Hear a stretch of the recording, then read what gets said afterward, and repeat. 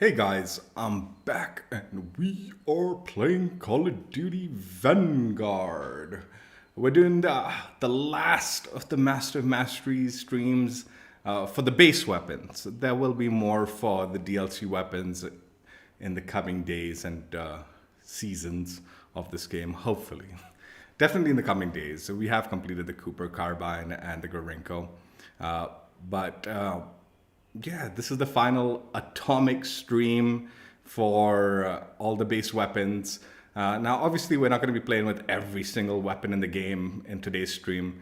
We're just going to be playing with my favorite guns in each weapon class, basically. So let's jump in and check it out.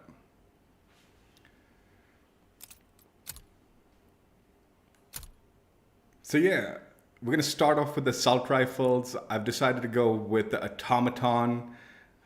This is what atomic looks like on it. Let's do the preview. I have made a few small adjustments to my builds from previous Master of Mastery streams, just minor adjustments. I felt like that would be better suited for the weapons. Obviously, I haven't tested them out or anything, but I'm pretty sure they're the better of adjustments. So with the Automaton, we are running the F8 stabilizer, +2 accuracy, +1 damage range at the cost of -1 sprint to fire speed, -1 hip fire accuracy. The ZAC 600mm BFA barrel, which is highly accurate and controllable, reduced scope sway and gun bob, and at the cost of sprint to fire speed and hip fire accuracy. The NIDA Model 47 optic, plus 1.35x magnification, circular lens sight, precision sight picture. The anesthesia padded stock, +1 accuracy and recoil during sustained fire, +1 flinch resistance at the cost of -1 initial accuracy and recoil, -1 aiming stability.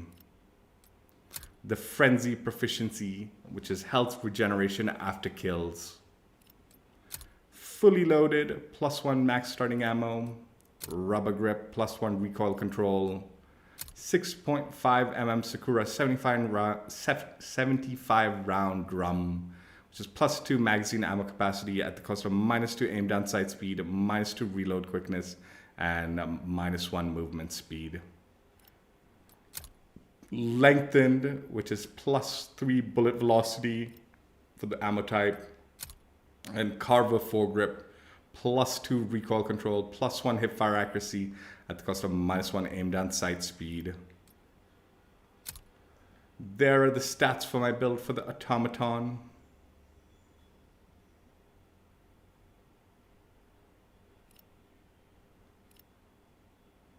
Now, we are not going to do a full game with just the launchers, but I just threw on the launcher on this class.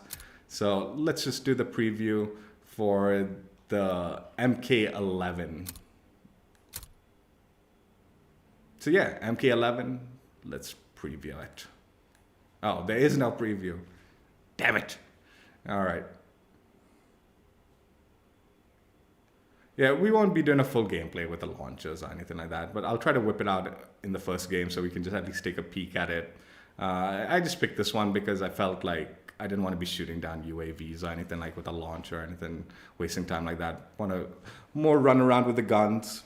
So if I find the opportunity, I might take a pot shot with this at like an enemy or something like that. But for the most part, we probably won't even pull it out other than taking a peek at it in the beginning of the game.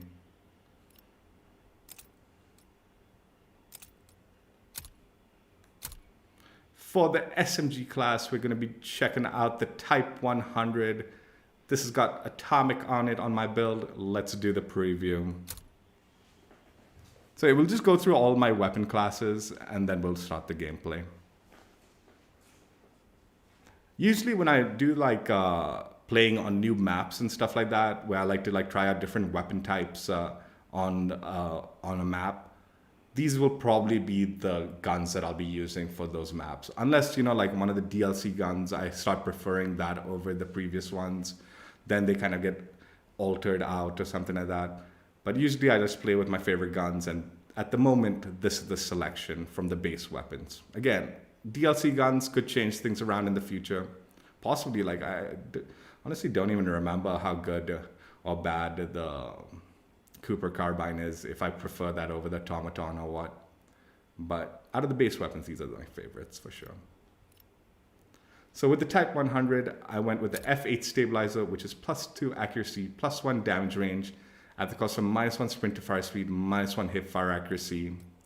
The Shirashi 374mm barrel, which gives you recoil control and accuracy, reduced scope sway and gun bob, flinch resistance, at the cost of aim down sight speed, movement speed, and sprint to fire speed. The Nider model optic, which is 1.35x magnification, circular lens sight, precision sight picture, no cons. The Shirashi T100 stock, which is +3 recoil control, +1 aim down sight speed, at the cost of -2 movement speed and -1 hip fire accuracy. The Gung Ho proficiency, which gives you fire while sprinting, fully loaded, +1 max starting ammo. So this is one of the small changes I made for this atomic stream over my original gold and diamond streams. I switched to the leather grip, which is +1 aim down sight speed. I used to use the fabric grip, but I kept on saying in my streams, because I had, initially my build had the vital proficiency, and they kind of nerfed that, and so it became kind of like useless to have the vital proficiency along with my ammo type. So I switched to Gung Ho, and I didn't bother changing my rear grip. Now Gung Ho pretty much eliminates sprint out time, so you don't actually need to have sprint out time benefiting attachments like this +1 sprint to fire speed. So I figured instead of taking a con like -1 accuracy, I just figured let's just boost the aim down sight speed without any cons with the leather grip and go with that. I didn't really see the value in like the hip fire recoil recovery attack like boost. Honestly, both the hip fire and the accuracy on the Type 100 is pretty good. So I mean, I just went with the leather grip. It's not a big deal. But that was a subtle, small change I made to this build since my previous streams. .30 Russian short 30 round mags, +3 bullet velocity and range, +2 bullet penetration, +2 damage, at the cost of -8 recoil control and accuracy, -3 movement speed, -2 fire rate, and -1 aim down sight speed. The lengthened bullet type, which is +3 bullet velocity, and then the Carver foregrip, +2 recoil control, +1 hip fire accuracy, at the cost of -1 aim down sight speed. You know, yesterday I was doing the Battle Pass blueprint, and it had the Shirashi precision barrel. I looked it up, dude. This barrel is awful, awful. It makes this gun basically a 7-shot kill. Like, you had to hit 7 shots to kill someone if you're not hitting the headshots. If you're hitting headshots, it's really fast. But if you're not, it's really bad for the gun. So yeah, that's why I kind of hated on it yesterday with the Battle Pass blueprint. For the LMG, we're going to be checking out the DP27. Let's do the preview. DP27, in my opinion, is probably one of the better LMGs in the game if you're going for LMG gameplay. I mean, if you're trying to do something else, then potentially you can do other things with the other guns. But yeah, DP27, LMG rocks in Vanguard.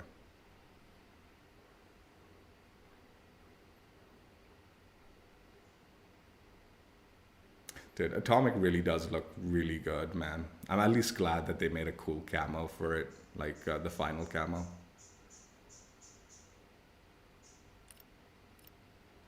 So with my DP27 build, we're going with the F8 stabilizer, which is +2 accuracy and damage range, -1 sprint to fire speed, -1 hip fire accuracy.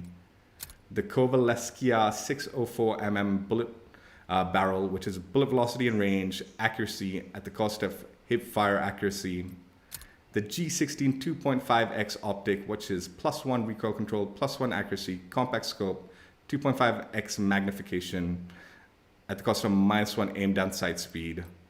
The ZAC S3 TAK stock, +4 aim walking movement speed, +4 aim walking steadiness, +1 initial accuracy and recoil at the cost of -3 sprint to fire speed and -1 hip fire accuracy. Sleight of hand, +1 reload quickness, fully loaded, +1 max starting ammo, rubber grip, +1 recoil control, .30-06 63 round pan, which is +2 bullet velocity and range, +1 bullet penetration, +1 damage at the cost of -5 recoil control and accuracy, -2 fire rate, -1 movement speed, -1 aim down sight speed. And then the FMJ rounds, +1 bullet penetration, Carver foregrip, +2 recoil control, +1 hip fire accuracy at the cost of -1 aim down sight speed. There are the stats for the DP27. I think I might have, did I show the stats for the Type 100 build? I'll show it. I'll show the stats on this again. If I forgot, I probably forgot, right? Did I? I can't remember. We'll take a peek at the stats for the Type 100 in case I forgot to showcase it. There are the stats for the Type 100. I think I might have forgotten.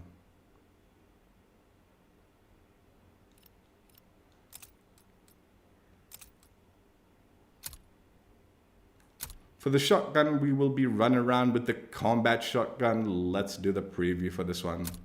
This is, I haven't made any adjustments to this build. I know the shotguns have been nerfed and certain attachments have been nerfed, but I haven't really run around with the shotguns since the nerf, like properly, to be able to tell what is and what isn't good with the attachments anymore. So we're just gonna stick with what I used while it was during the OP build of the days of the shotgun. I don't know if it's OP anymore, unfortunately.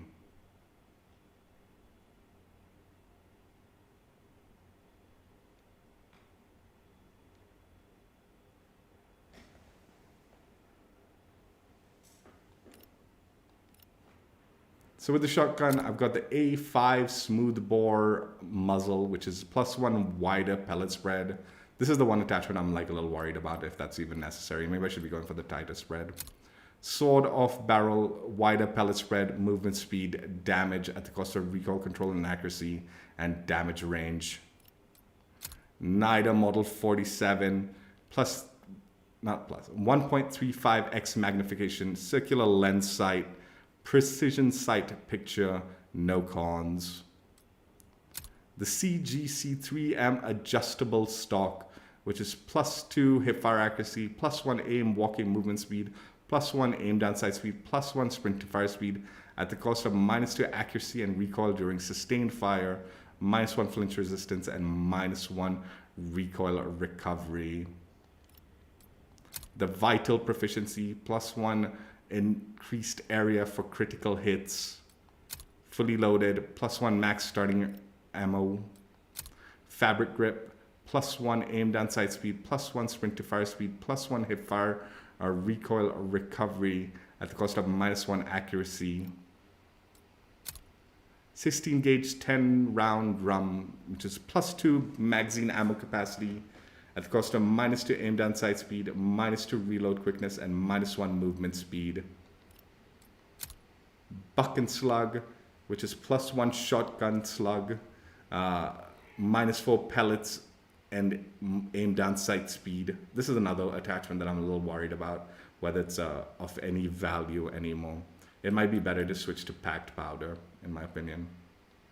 But let's just go with it. The SMLE pistol grip, +2 sprint to fire speed, +1 hip fire accuracy at the cost of -1 recoil control and -1 accuracy. There are the stats for the gun in case you're interested. Again, I feel like buck and slug should probably be swapped out for packed powder. But I haven't tested buck and slug if it's still any good.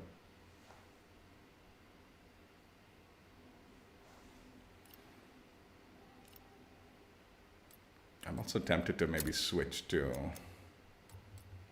an overkill class and have my combat shield on my back there.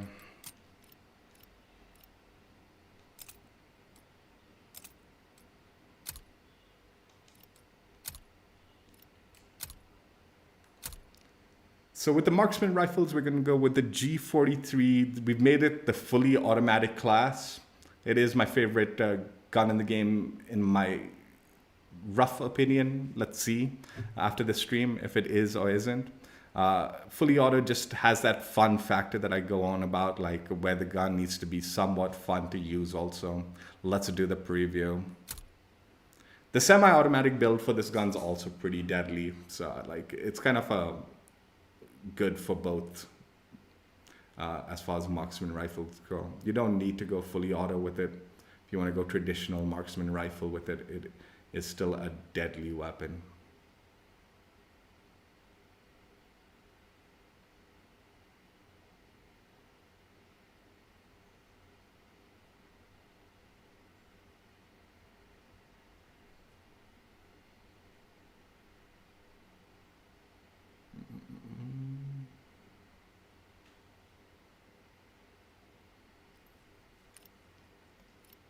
So with this build, I went with the F8 stabilizer, +2 accuracy, +1 damage range, the cost of -1 sprint to fire speed, -1 hip fire accuracy. The Weaverin 570mm full auto barrel, which makes it fully automatic, aim down sight speed, fire rate, vertical recoil control at the cost of damage and accuracy.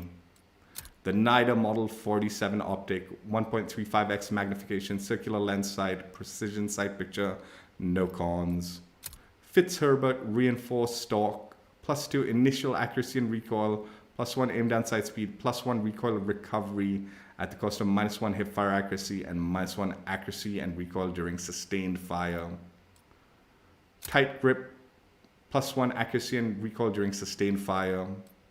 Fully loaded, +1 max starting ammo. Rubber grip, +1 recoil control.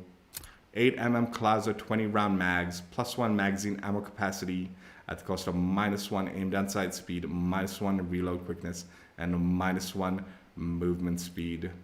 FMJ rounds, +1 bullet penetration, and the Carver foregrip, +2 recoil control, +1 hip fire accuracy at the cost of -1 aim down sight speed. There are the stats for the gun. So yeah, fully auto, not really a traditional marksman rifle build because it's full auto, but still, it is in the marksman rifle class. And like I said, the semi-automatic on this gun is also just as beastly, but like I said, fun factor comes from the full auto.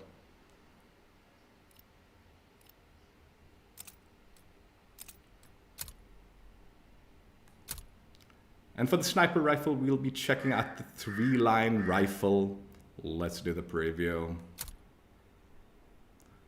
This one I'm actually debating, like the Gorenko might be the better sniper, so it might get, this one might get swapped out for the Gorenko. When I'm doing like map streams and all, but the Gorenko is also a bit of a burden to move around with. But I generally wouldn't be running around too much with the sniper anyway. Like, I mean, dude, you can toe shot someone with the Gorenko and you'll kill them. It's pretty nasty, but still, 3-line for the base guns, like I felt, for my style of sniping at least.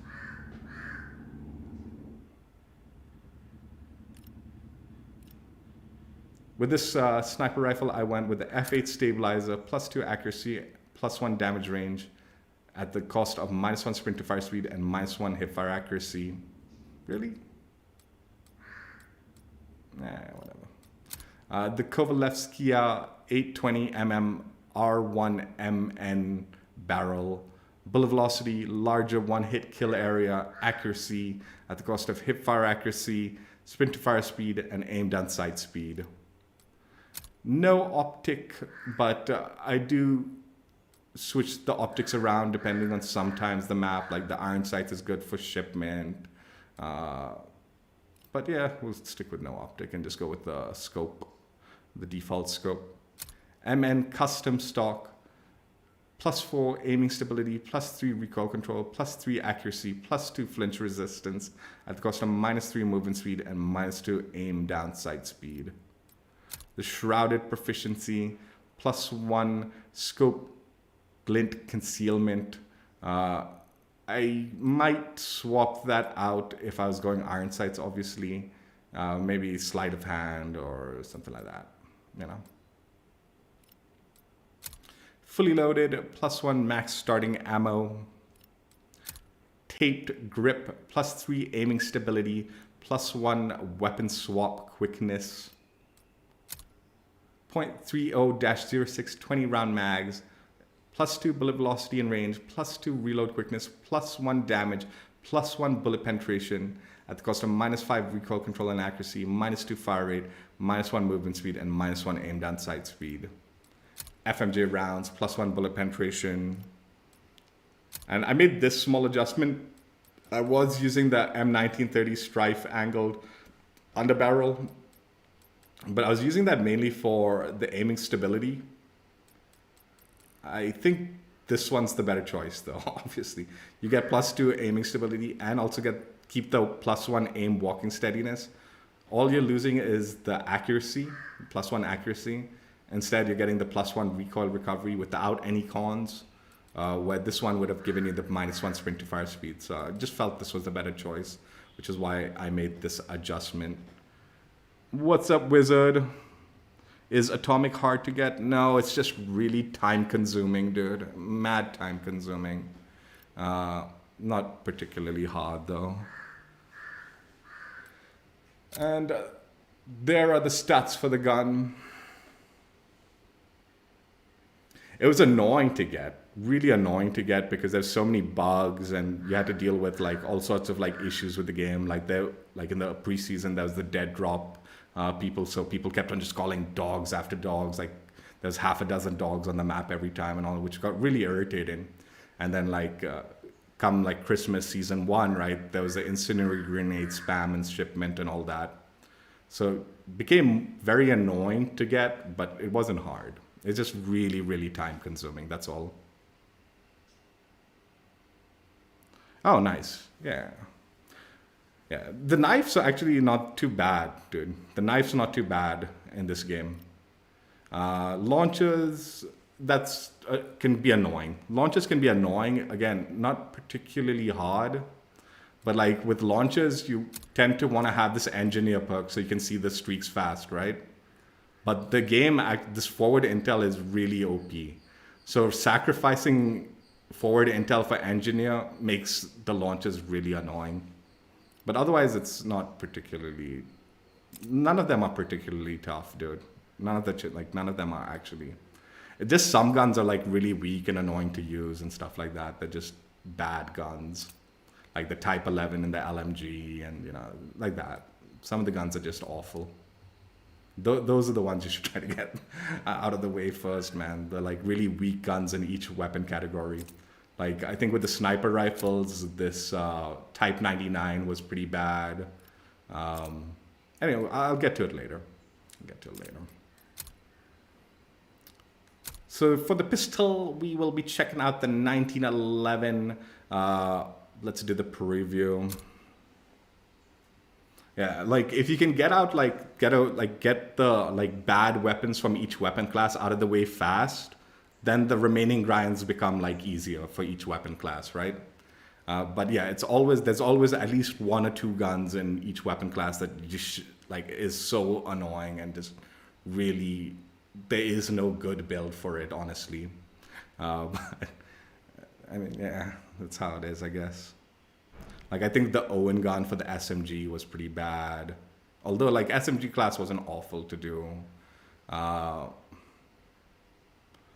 With the assault rifle, maybe the Itira burst was kind of bad, but the assault rifle class wasn't too bad either. Like, they're all pretty decent.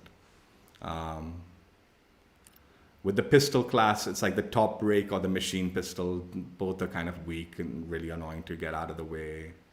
Shotgun, it's the Einhorn revolving shotgun, which was pretty bad. Marksman rifles were pretty decent, but maybe the M1 was pretty bad out of the lot. Yeah, it's like those are the guns that are like, if you can get them out of the way. How long does it take? A long time, dude. A long time, unfortunately. Just 1 minute. So with my build with the pistol, I went with the F8 stabilizer, +2 accuracy, +1 damage range, at the cost of -1 sprint to fire speed, -1 hip fire accuracy. The Cooper 6.5-inch barrel, which is recoil control and accuracy, reduced scope sway and gun bob, flinch resistance, at the cost of aim down sight speed, movement speed, and sprint to fire speed. The NIDA Model 47, 1.35x magnification, circular lens sight, precision sight picture, vital proficiency, +1 increased area for critical hits. Now, usually when I'm using this as a secondary, I use quick for the +1 sprint to fire speed, but as a primary, we'll just throw in fully loaded, which is +1 max starting ammo. A rubber grip, +1 recoil control, 0.45 ACP, 18 round mags, +2 magazine ammo capacity at the cost of -2 aim down sight speed, -2 reload quickness, -1 movement speed, lengthened, +3 bullet velocity, a lightweight trigger, +1 fire rate. Let me just put, I'm gonna put quick on for like the stats, but I'll switch fully loaded for it after.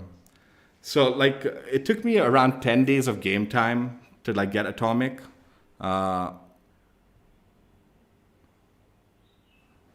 But I think a lot of people like did it quicker, like in 6-7 days worth of game time. It just depends on like how you utilize like double XP and stuff like that. Also, I did my entire grind in multiplayer, and I did do a fair share of like regular maps, and also some that were grinded on like Das House Shipment. It was kind of evenly balanced. Like I think if you sit on Shipment and Das House, you might be able to get it done a tad bit quicker also. If you utilize double XP quick, like you can do that. Other people also used the zombie method, sometimes jumped into zombie to level up guns and all. I didn't do that. So that might have helped with reducing the time. Warzone, like if you're playing Plunder and all, those things can reduce the time in to complete the challenges. I mean, to level up the guns, not to complete the challenges. So like just things like that. It's leveling up the gun takes a long time, right? And then like the camo challenges, it just depends on certain guns. Like some of the camo challenges for some of the guns are really like unnecessarily drag out the grind to be on the max level. Like they'll have like the survivalist mind games and death artist builds. Sometimes these attachments don't unlock for those for those challenges until like 68 or level 69. So you not only you'll unlock the survivalist challenge, but you won't be able to actually work on it until you've maxed out the gun, right? So those are kind of things extend the grind for certain weapons longer. Also, like just utilizing like finding like I think there's a YouTuber guy called Sour, and he put out a little like Excel sheet where he tells you what all the challenges are for the weapons, right? All the camo challenge weapons. Just being aware of all the challenges helps. Like, because sometimes like one of these challenges, mind games, death artists, or survivalists, some of the weapons will require long shots, right? So when you get to Deadeye, don't bother doing the long shots until you get to like one of these where you can coincide those challenges, right? But if one of these 3 challenges don't have long shots, then you should absolutely be working on the long shots for the guns beforehand so you can complete it so it doesn't go outside the grind, right? Other things are like, for the LMGs, the bullet penetration challenge, right? You should absolutely 100% start working on those bullet penetrations as soon as you unlock the challenge. Just small things like that will help you like maximize, minimize the grind time for the weapons. The Bren right now, all right. Yeah, I bought a lot of the, the COD points. I bought a lot of those, these bundles, what is this shit called? The COD point bundles, like in Cold War.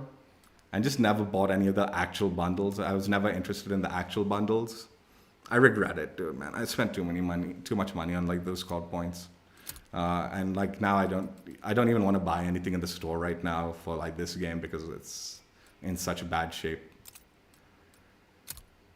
Anyway, let's do the preview for the melee weapon. Not really an animation for the melee weapon, but there is a knife.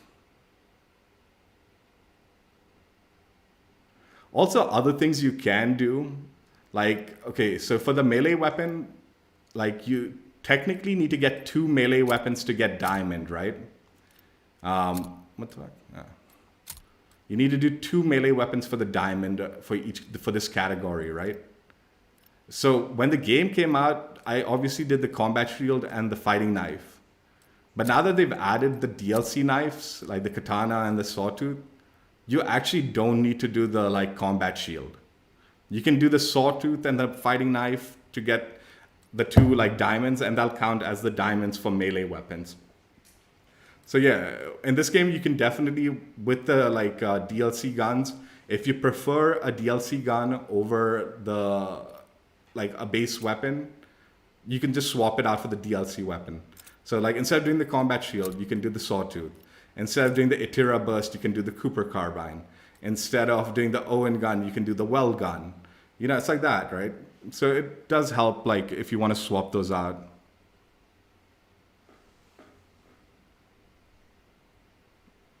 You really want the battle pass?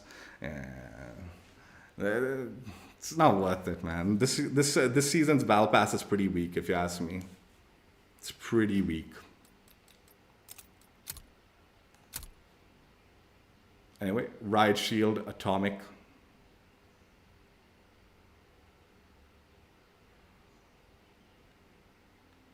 Yeah, you have to do what my friend did, man, if you're not buying the COD points. So, like, my friend just grinds out the battle pass until he earned enough for the battle pass, and then he started just buying the battle pass whenever he'd finish it. The tier 100 skin. Dude, I don't even use that, man. Like, I'll tell you, you want to see how shitty the skin deal is, okay? So, they've made this system so if you max out, like, the operators, right? You get this final skin, like these mastery skins, right?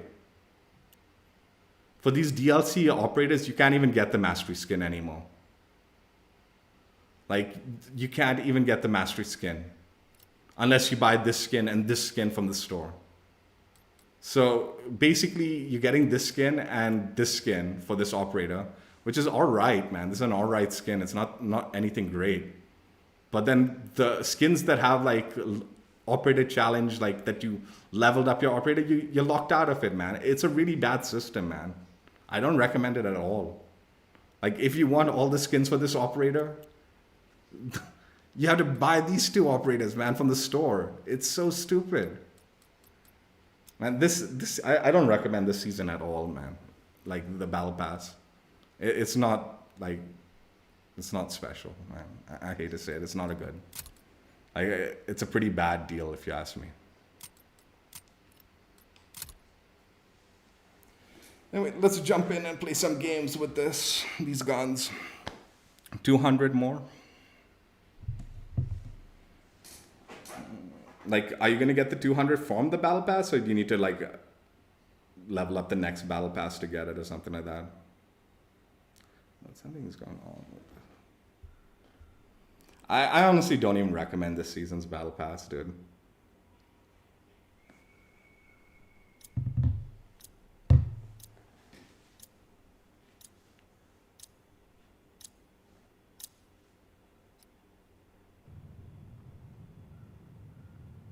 You need to buy it. This game's almost done. Let's find a game that has actual game. Let's take out TDM, dude.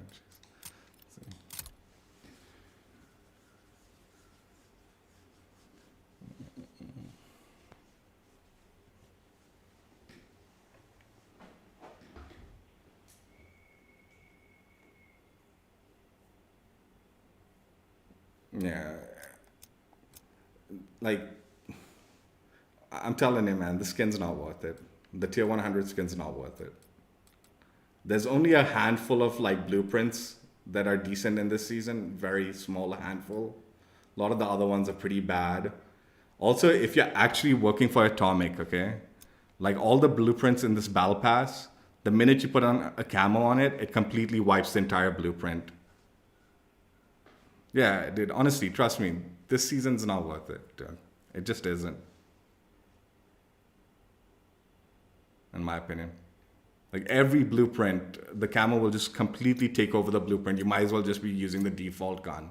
There's no reason to have a blueprint with a camo on it. The operators are just not that special. Like I honestly haven't used any like domination. Capture the objective. Trying to find a full game. I haven't like once I got these like mastery operator skins, they're way cooler than these ones in my opinion. These are like store ones too, man. Jeez. Yeah, like I use the mastery skin and that's it for all my operators. And the only operator that I don't have the mastery skin is because I have to buy the store operators just to get the mastery skin for this guy. So usually I just don't even bother using this guy.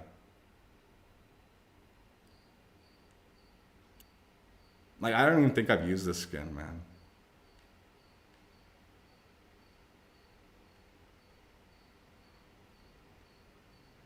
It really isn't all that anything, dude. I thought it was reactive too, man. It doesn't look reactive at all. I thought the mask was reactive or something.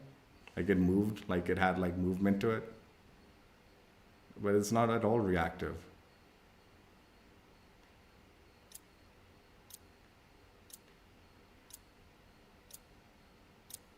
Yeah, I really did think, I thought this was a reactive skin, dude. It's just a basic skin, dude. Domination. Dig in. Dude, what is going on, man? Time to fight like you mean it.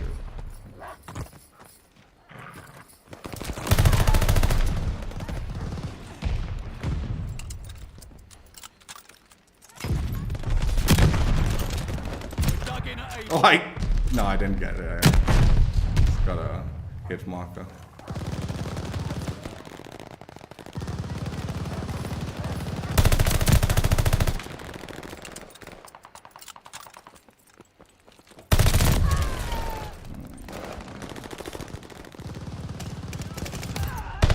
Losing objective Baker.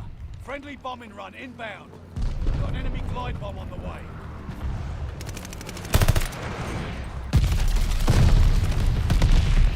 Closing with Charlie. Charlie, knocked down. Please, okay.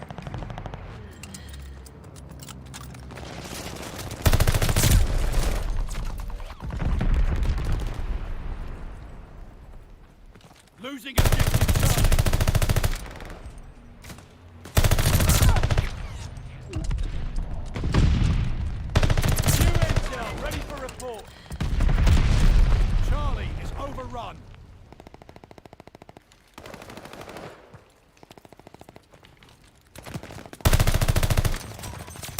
Recon aircraft fueled and ready. Airborne, eyes up.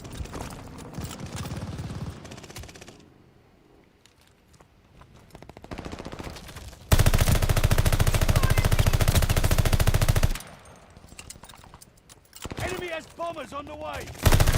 Dog on call. Keep pushing and we might have this. Enemy care package inbound. Friendly guard dog is on its way.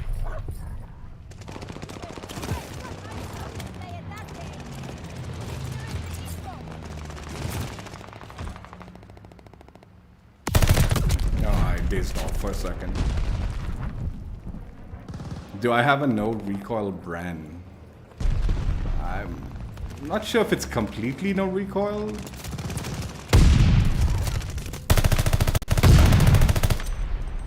I'll show you my Brent class after this. Hang on.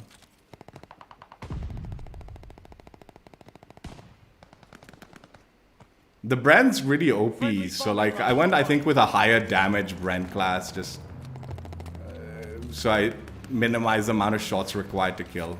Our attack dogs are on the loose.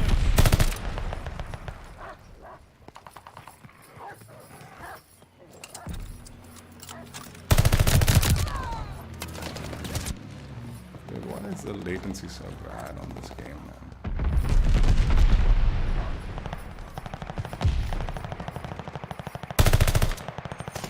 Lead down! Hold on to it! They're taking Baker!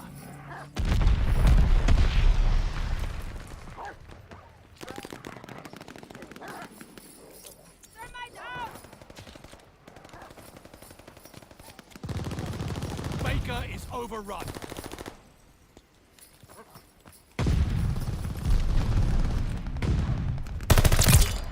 Revenge is served. This is a no recoil class, man. The Automaton. Hostile dogs in the zone. Losing objective able.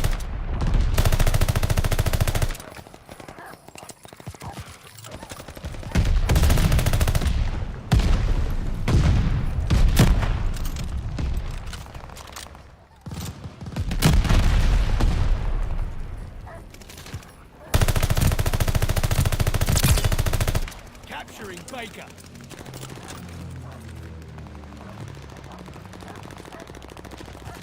We hold Baker.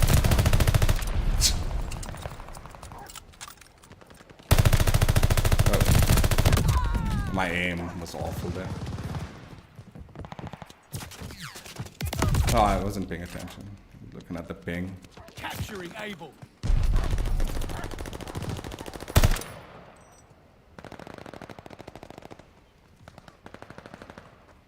Teammate called a bombing run. Heads up. We're in the lead.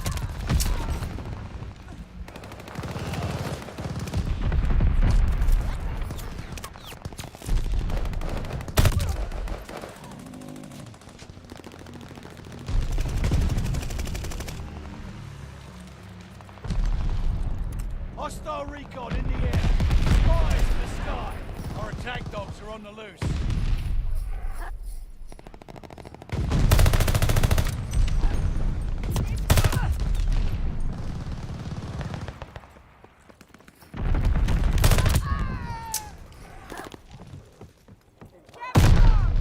Losing objective Are you able. kidding me, dude?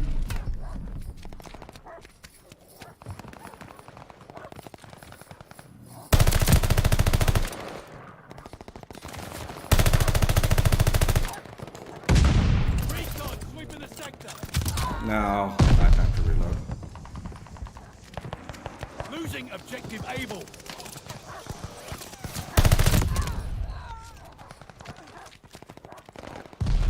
Can I go through?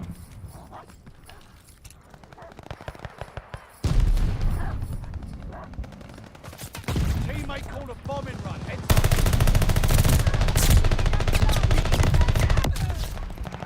Dude, the lag on this is freaking ridiculous, dude. I'm not hitting anything.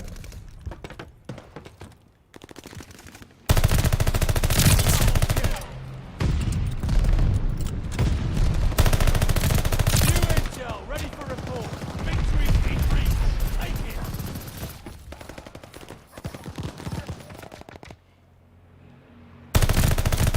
Counter recon aircraft fuel suspended.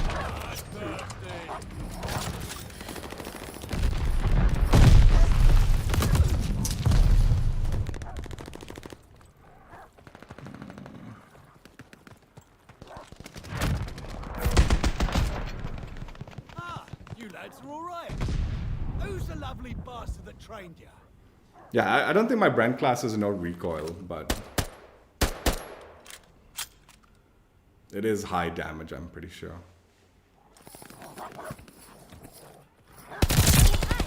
But I'll find you.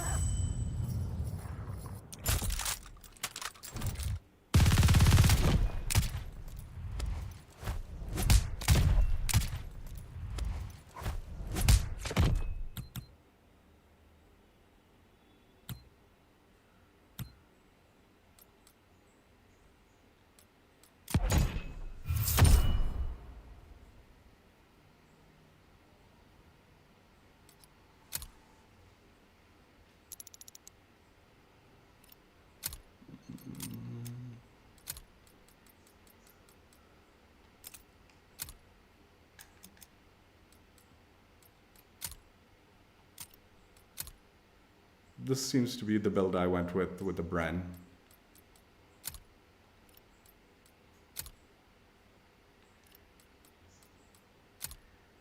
It looks like it is controlling the recoil quite a bit. It is high, got a high level of recoil control. The build. The main thing is this one's probably knocking the recoil down a bit, but I do recommend the higher caliber.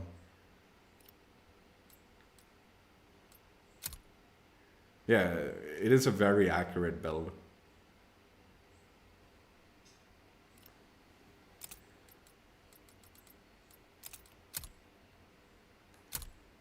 So yeah, automaton gameplay, assault rifle gameplay with the atomic skin.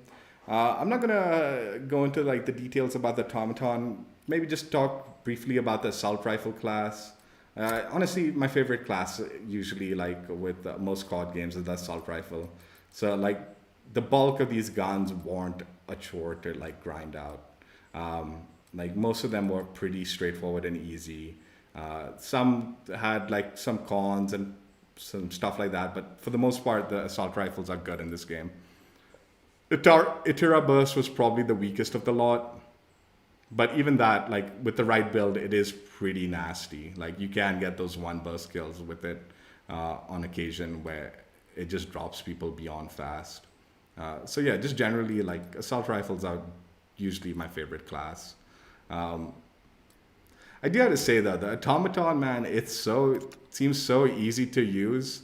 I don't know if I'd necessarily, I don't know, it wasn't, the fun factor was a little bit less on the gun, I felt. A little bit on the less side. But it is an excellent gun. Mad, like this is, out of all the guns in the game, this has the least recoil, dude. This build and this gun. There's like no recoil, dude. It is a laser, no joke. Oh, Fat Boy is here. All right. I mean, sure, fine, whatever.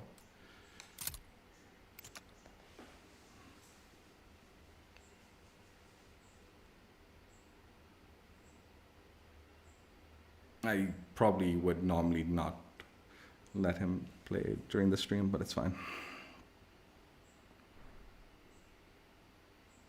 Yeah. I'm not surprised it's on sale. It must be on mad sale too, man. You get like it for quite a bit of a discount.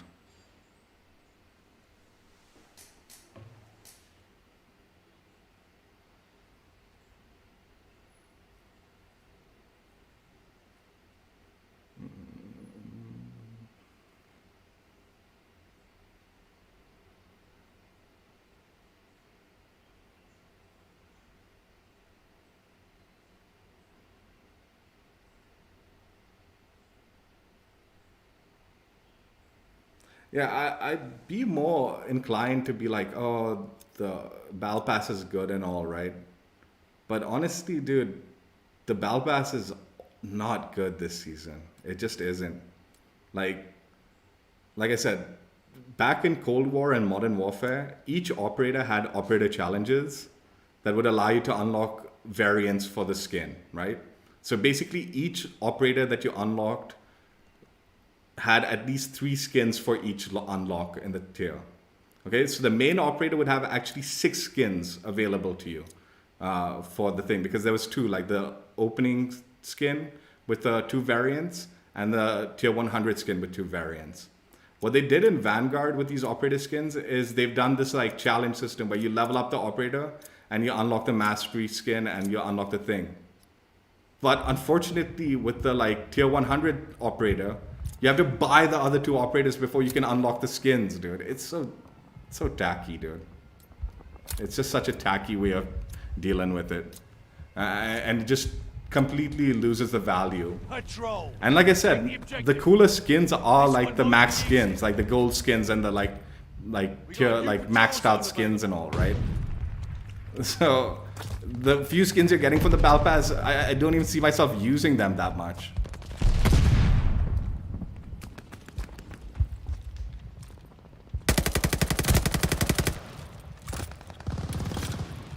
Control zone is ours.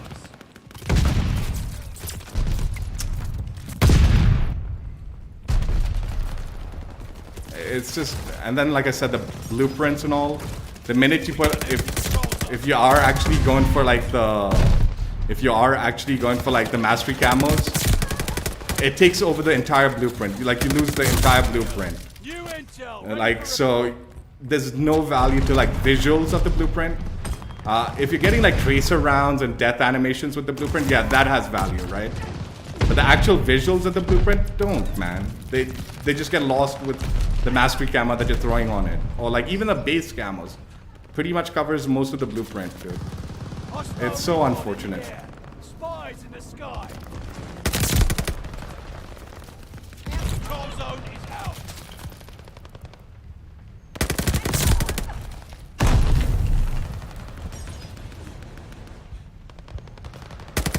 New intel, ready for report.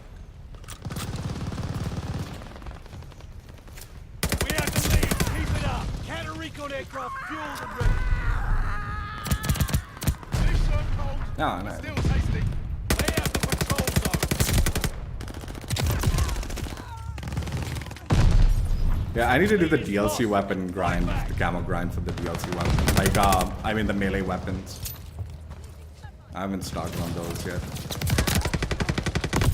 Patrol zone's up for grabs. And the well gun. Lead down.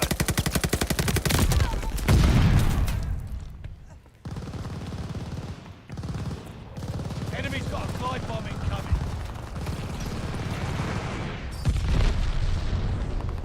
Hostile recon in the air. Spies in the sky. They have the patrol zone.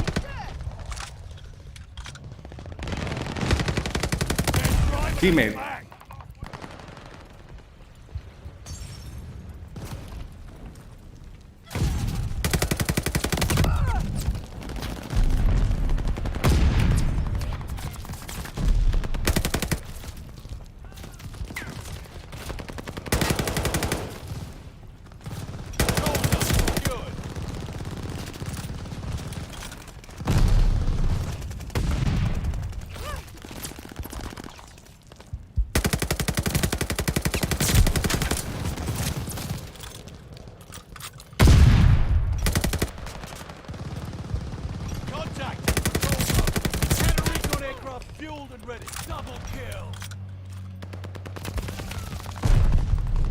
Hostiles took the patrol zone.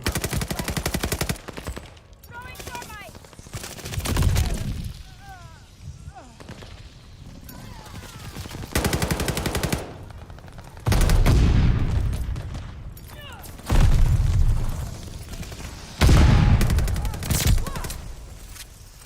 Why am I reloading? I didn't even hit the reload button, dude. I don't think I was out of ammo either. Patrol zone is ours. I need to bail out.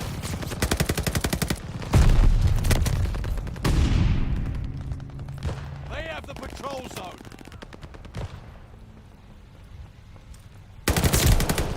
Sniper's high.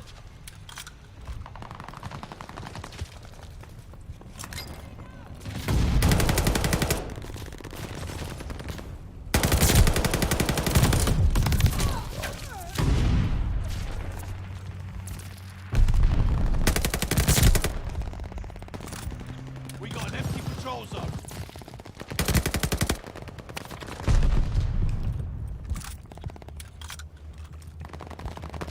Need defense at the patrol zone. I couldn't let you fall.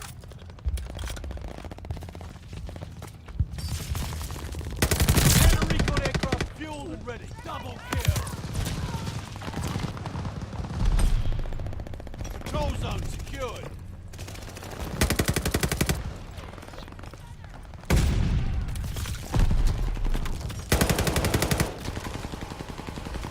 Contact at the patrol zone.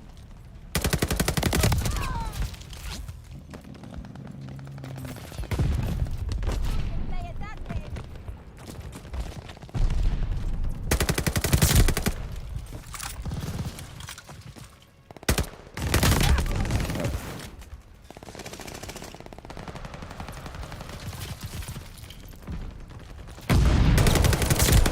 Enemy care package inbound. Patrol zone secured.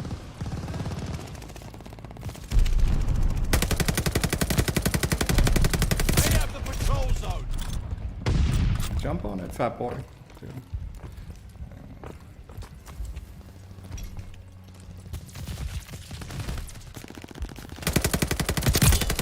You're most welcome. This Type 100 build is nasty, dude. It's so good. New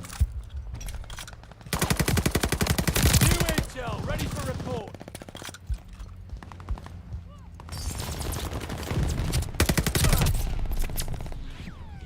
They have the patrol zone. Teammates are like not even running towards the patrol zone. Patrol zone secured. That's fine. Hostile recon in the air. Spies in the sky.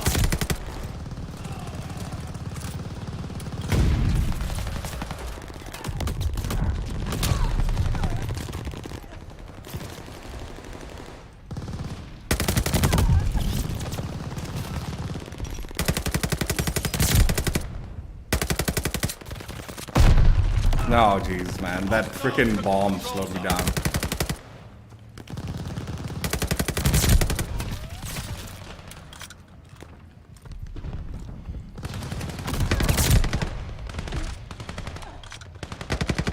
New intel, ready for report. Double kill.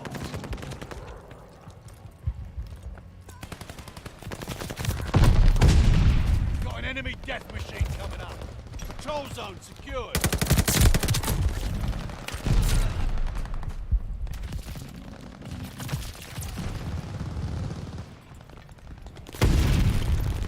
Running out of time. Get that zone. Enemy bombers coming up. Got an enemy dog free out there.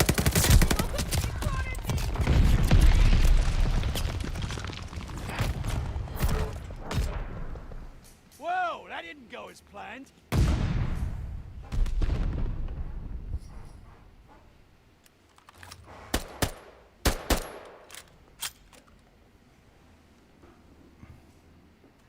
Count on it from me. Double kill.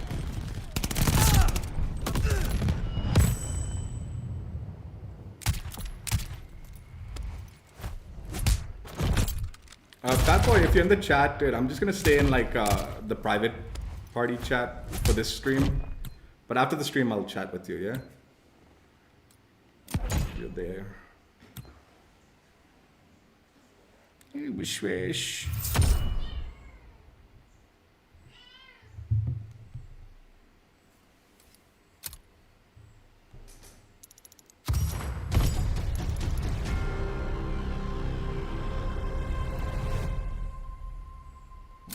Just 1 minute. Let me do my wishy.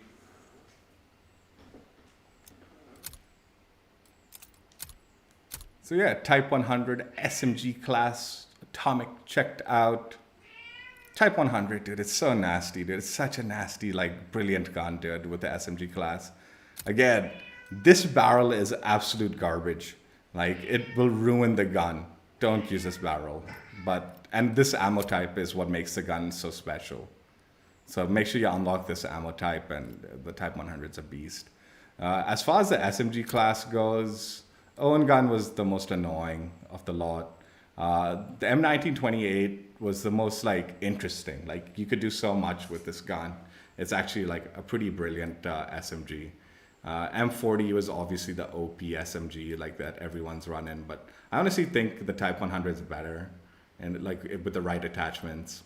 And M19 is like funner to use. M40 is just kind of like that old reliable kind of thing. I believe the well gun. The well gun, I have leveled up the well gun a bit. It is decent, but the DLC gun. The Sten, I honestly didn't care for the Sten, but yeah, whatever. Let's do light machine gun gameplay now.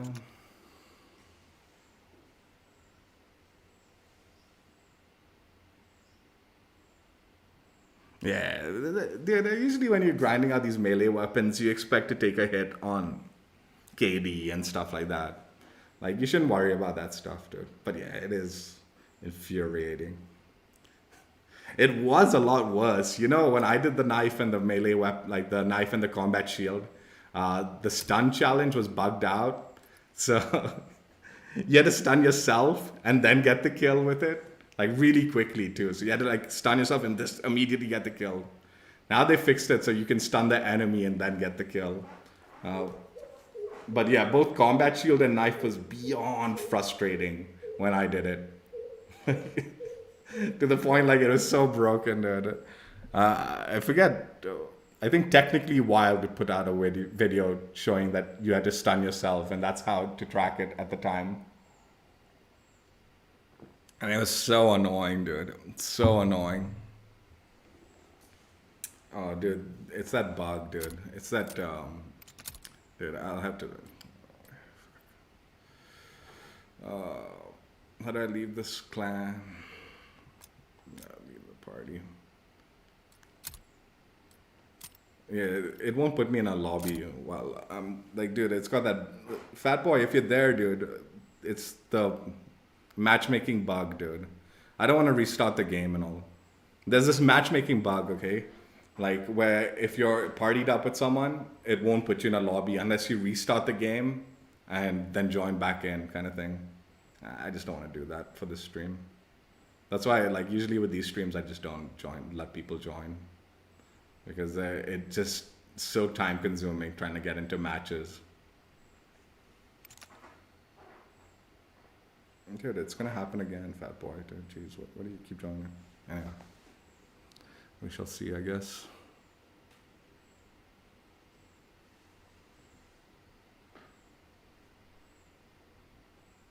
Not anymore, Wizard. Like, it used to be like that. Like, you don't need to stun yourself anymore. They fixed it. So you just need to stun the enemies. But yeah, when I was doing it, like, it was bugged out and it wasn't tracking when you stunned the enemy. So you had to actually stun yourself and get the kill. So what you had to do is run Dauntless. So when you stunned yourself, you wouldn't reduce the movement speed. And then get a quick kill immediately after stunning yourself. And that was the only way to go around it. That was what caused the melee challenge to be brutal, man. Oh, nice. We got into a game. Cool.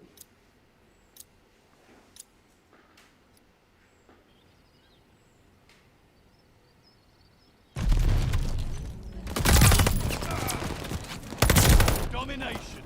Take the objective. Shit's gonna get ugly. See, this map's not There's no turning ideal. back now.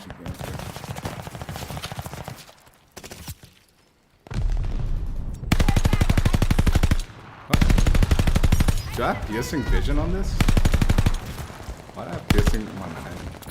This is not the right setup. I don't need piercing vision. Recon aloft. We got eyes.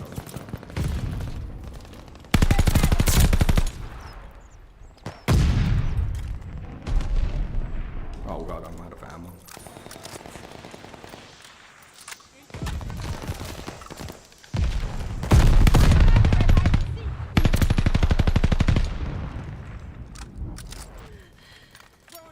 Securing Baker.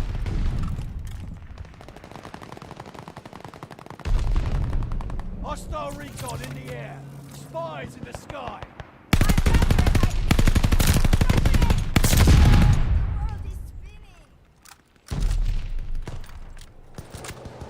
Closing with Baker.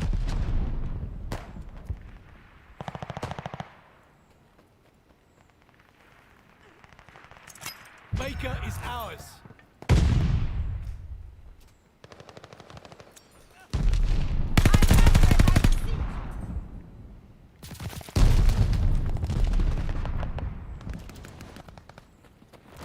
They're taking Baker.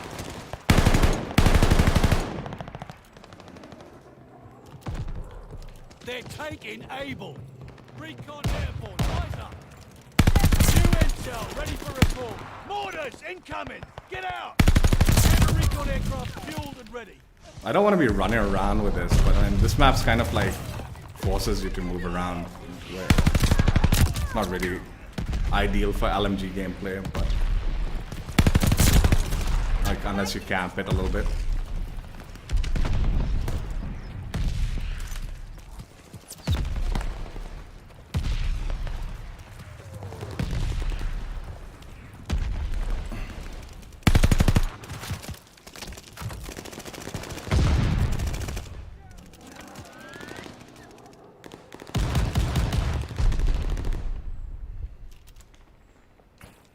I didn't mean to jump off.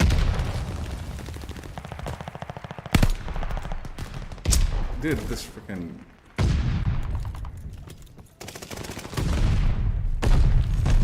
Recon, moving the sector.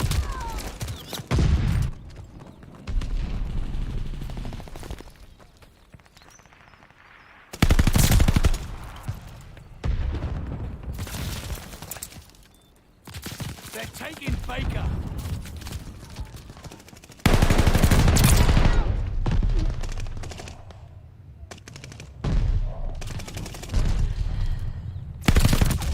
Friendly mortar fire coming.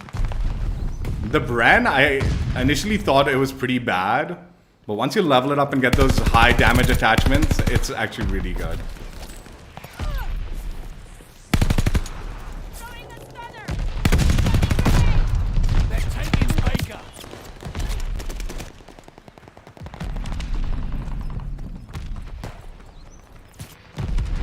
Hostile recon in the air. Spies in the sky.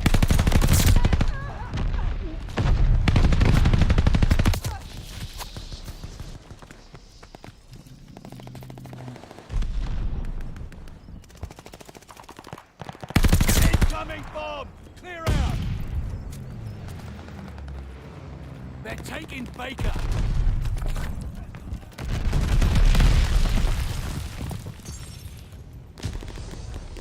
Baker is lost.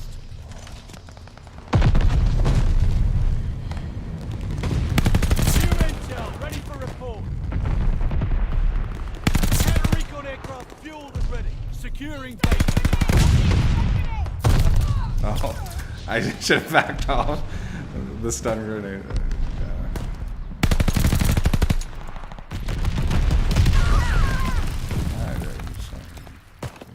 Our aircraft is on the way.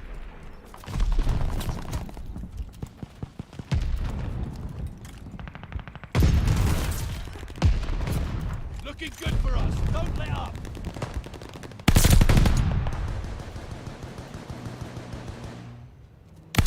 Oh, We got eyes.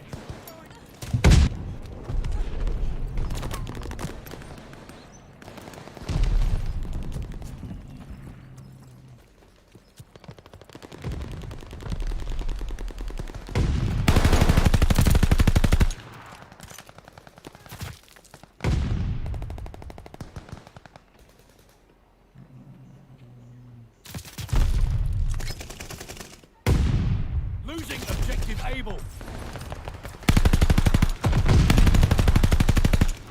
Thermite out. Baker is lost.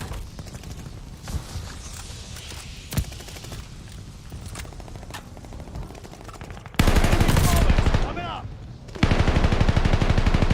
Taking Charlie. Hostile recon in the air. Spies in the sky.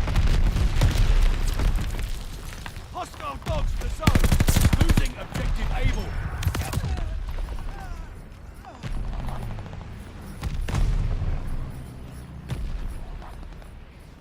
but I hate the dog. Able is overrun.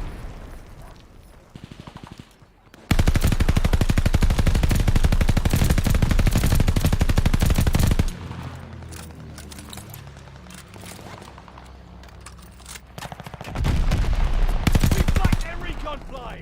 Hostile recon in the air. Spies in the sky. What? There's another one or something? Why isn't the counter gone? Enemy's got a death machine coming in.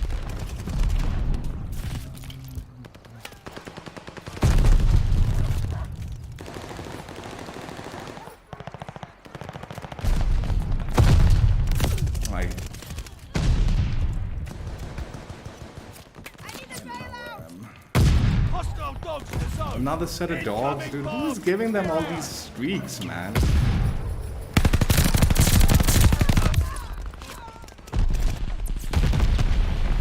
Closing with Baker.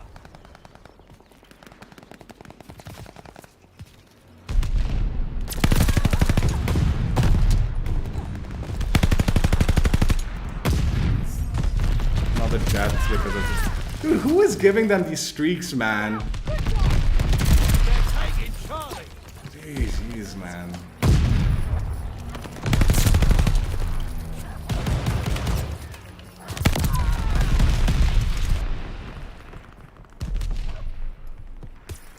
Taking Able. Hostile dogs in the zone. Dude, some... We dug in. Hostile recon in the air. Spies in the sky. teammates, dude. Losing objective I wouldn't be Vanguard. surprised if this we lose turn based on this. Closing with Able.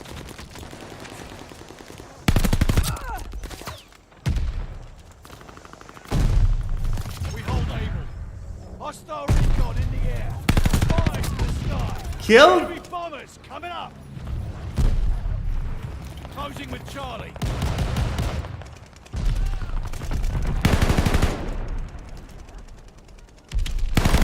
Oh my god, I'm dying a lot too, man. Now, man, just Hostile dogs in the I'm zone. freaking completely off this game, dude.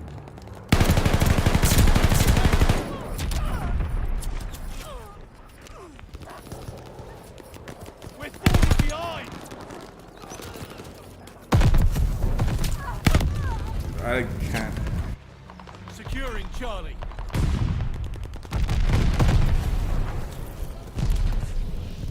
We hold Charlie.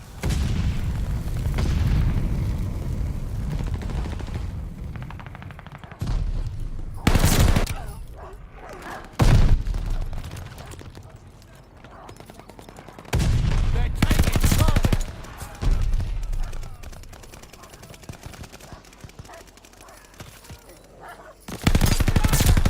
Hostile bombers inbound. Jeez, what a team this is.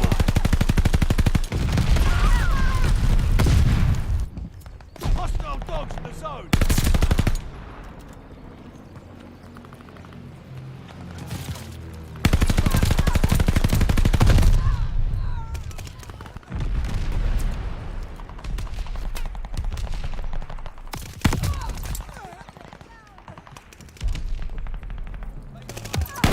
Losing objective Charlie.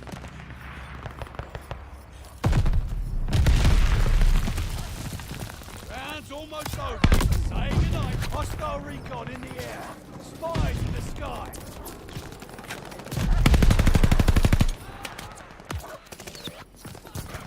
Dude, honestly, man, I don't know. Like, whoever gave them all these streaks again and again and again just ruined it for everyone on this map, dude.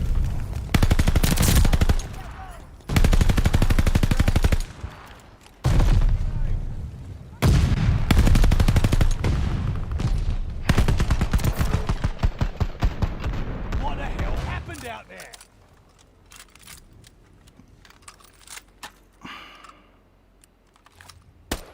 Yeah, 15 days. They extended it. Dude, there was no end to the bombing run, counter UAV, dogs on that game, dude. Like, dude, I died so many times to the bombing run. Like, it just unbelievable. And I know I've died more than I killed because, dude, pretty much the enemies had... Was he? I don't think so, fat boy. I don't know, man. Just got shat on. That's all that happened, dude.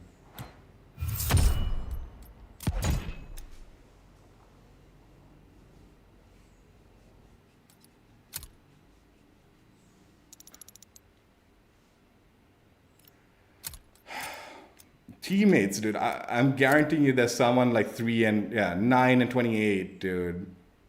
9 and 20, dude. Jesus Christ, dude. Just...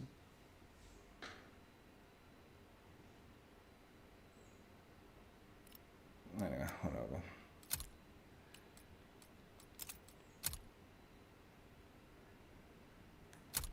LMG. This is a really good LMG, dude. As much as I was moaning, like, the actual kills that I got off it were pretty nasty, dude. It's a good LMG. Generally, again, LMGs are pretty OP in this game, in my opinion. Like, MG42, DP27, even the Bren, like, The problem with the Bren is the ammo blocking your view. So you do have like that whole like ammo thing, but it is actually a really strong LMG. It's only the Type 1, like Type 11 that I really disliked because it's got this like assault rifle LMG hybrid kind of build to it, right? And the base ammo I feel is too low. Once you get like the higher ammo like drum, then it becomes all right. It becomes not bad. Then like once you actually get the like LMG like quantity ammo drum. Otherwise it's like this assault rifle quantity ammo drum, and it's just like this really annoying gun to use.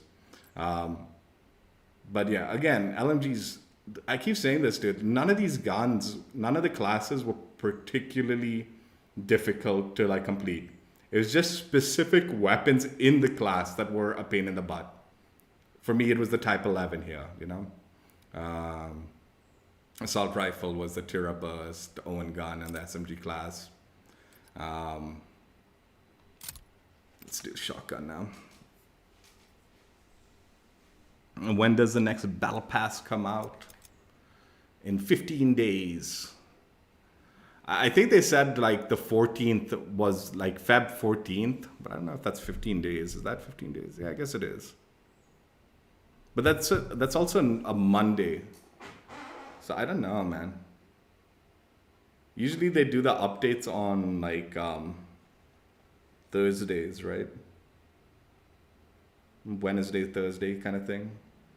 So I would say probably 16th, 17th, but the battle pass ends on the 14th. So I'm not totally sure.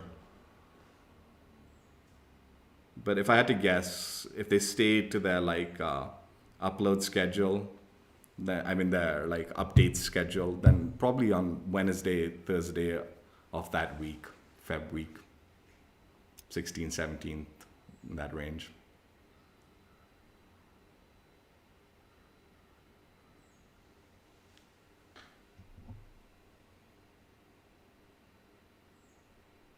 Oh, yeah. 15 days from now is when this battle pass ends, technically. Dude, again, this is why I keep telling. Fat Boy, man, just don't join, dude. Man. It's causing issues. Yeah, it's fine if he wants to rejoin, but... yeah, I don't know what's going... Like, this whole, like, party system, dude, it's become, like, a burden to, like, even play with people. Every other game, you'll have to back out, restart the game, join back in, and hope you can join into a match. Yeah. It's like the date that they've mentioned is the 14th of Feb. But like I said, usually they do their like updates on Wednesday, Thursdays, US time. So it'll probably be somewhere in the range of 16th, 17th, 18th, somewhere in that range when the update goes live. But who knows? Who knows? Maybe on the 14th it'll go live. Monday update. Who knows? Maybe they'll change it around for this season.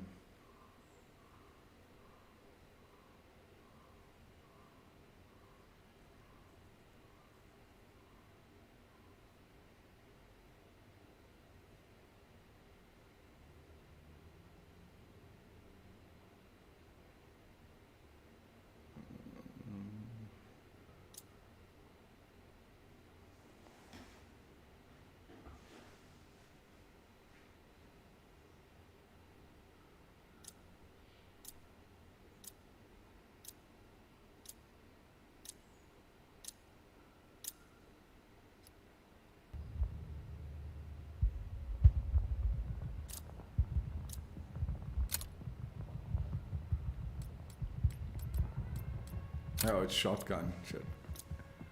I forgot. I'm running around with the shotty. Hard point. Move out and secure the objective. Your enemies aren't pushovers this time. Hard point confirmed. Oh my god, the buck and slug has really been nerfed.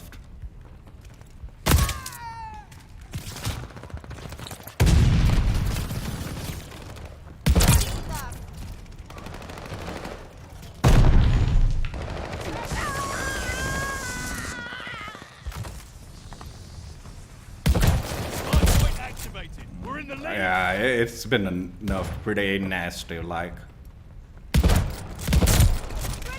It's got no range. New intel, ready for report. Alright, let's just change the bucket slug. Leading Pack shot. powder. Fight back. Contact at the hard point. I think also the wider pellet spread is kind of not a good idea anymore. We have the lead. Keep it up. Enemy has the hard point.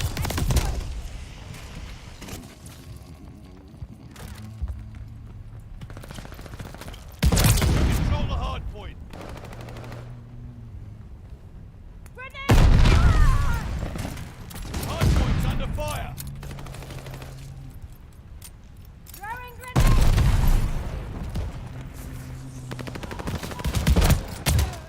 Hard point confirmed. Hard point activated.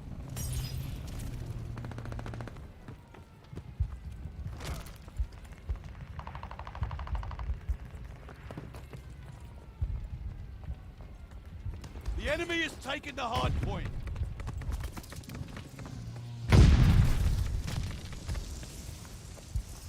Hard point's under fire.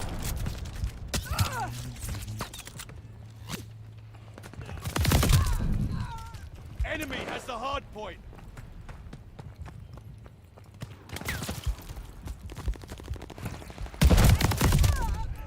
Dude, can people actually play the objective in this game? I don't know, man. This is kind of why I don't do it.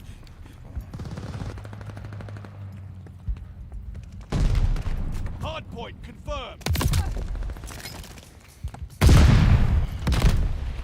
Hard point activated. Hostile recon in the air. Spies in the sky.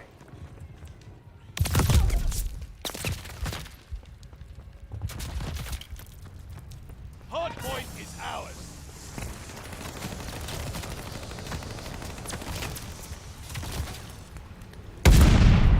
Hard point's under fire. Dude, fat boy, play the fucking game, dude, man. What are you doing? Come on, get into the zone, dude. I know you can't hear me.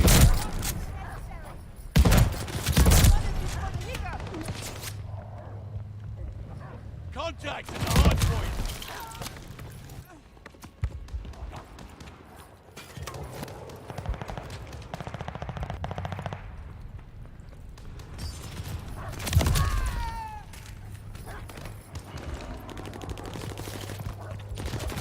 Hard point confirmed.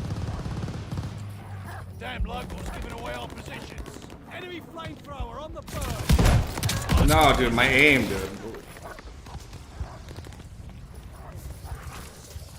Incoming fire! Clear out! Hard point is ours.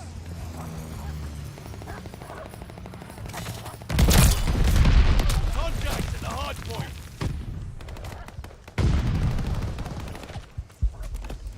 I have what we need.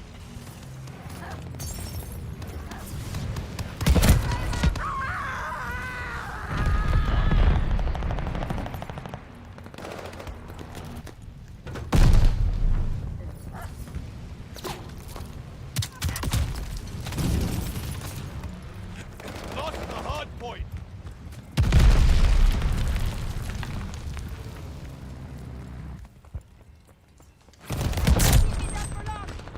Hard point located. Contact at the hard point. Hard point is active.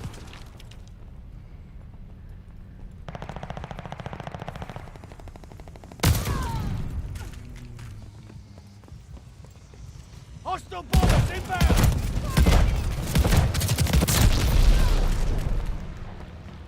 We control the hard point.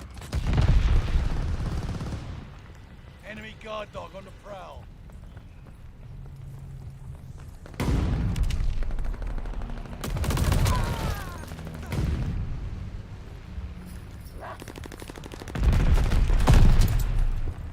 Oh god, dude, I think I'm gonna have to. Hard point. Hard point is ours.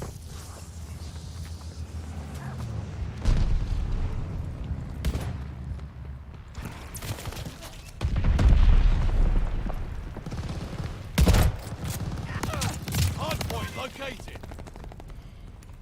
We We control the hard point. Hard point This is gun, they really nerfed the hell out of the shotgun, dude. active. Enemy has the hard point.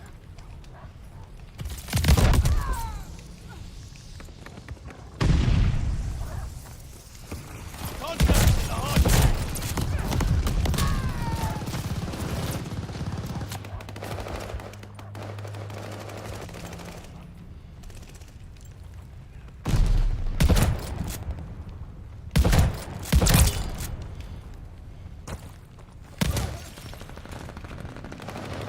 We control the hard point.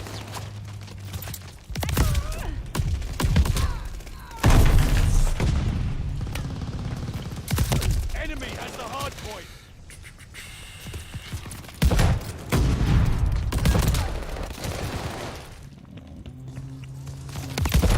Hard point located. We control the hard point.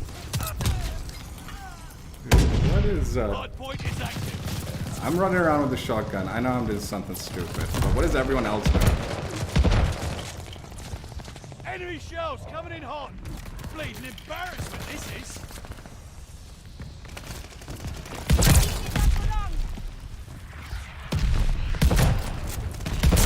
Hard point is ours.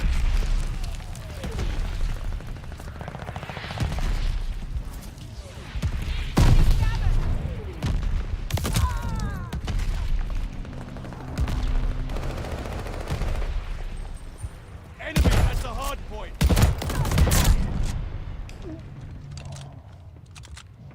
Friendly sending an airstrike. No, it's rubbish now, dude, honestly. It's a waste. They nerfed it to the ground, dude. The build is also pretty outdated. Like the build was the build when it was like in OP, Molotov. but I think I need to tighten up the pellet spread and stuff like that. Right now, like this wide pellet spread and all that, it's just useless. It's useless. This was the OP build. I haven't used it since.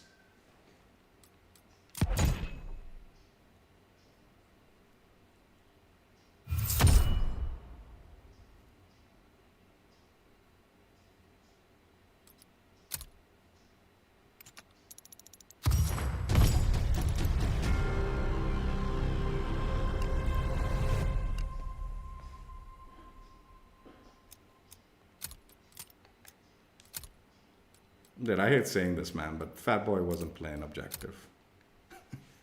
Just wasn't. Yeah, they nerfed it. They nerfed it. Definitely. You could tell. I could tell it. Like, I haven't used it since they nerfed it, but this was the first time I was using it, and it's definitely been nerfed. Like, the first few kills I was getting was with the buck and slug, and it was pretty bad. Switched up to the pack powder. That's slightly better than the buck and slug. But I think this wider pellet spread and all that, that's all got to switch up now. This used to be like, used to do the wide pellet spread because basically buck and slug, you only needed to get one pellet and it would kill people, right? Now feels like you do need to put in like the tighter pellet spread and stuff like that. Sort of might be okay. You might get away with sawed off, but I think this would probably need to switch to full choke. Most likely. But yeah, they nerfed the shit to the ground, dude. For sure. Which is a good thing, dude. I'm glad. Like, I didn't enjoy people shotgun killing me as they did, dude. It was a nightmare dealing with that nonsense. And I mean, as far as the other shotguns go, I presume the same applies to all of them. Like, I know they nerfed the double barrel also, so you can't dual wield it. Like, when they nerfed it, there's some fool running around with the double barrel, and he wasn't getting, like, his insta-kills so easily. And I noticed it, like, when I was killing him. I think the Einhorn is still decent, but that was always the worst shotgun in my opinion. Gracie Auto, I don't know. They've nerfed the range of it, like, completely. For sure. Like, it doesn't have like half the range it was. So that is a good thing, honestly. It is a good thing. What time is it for me? It is 4:14 p.m.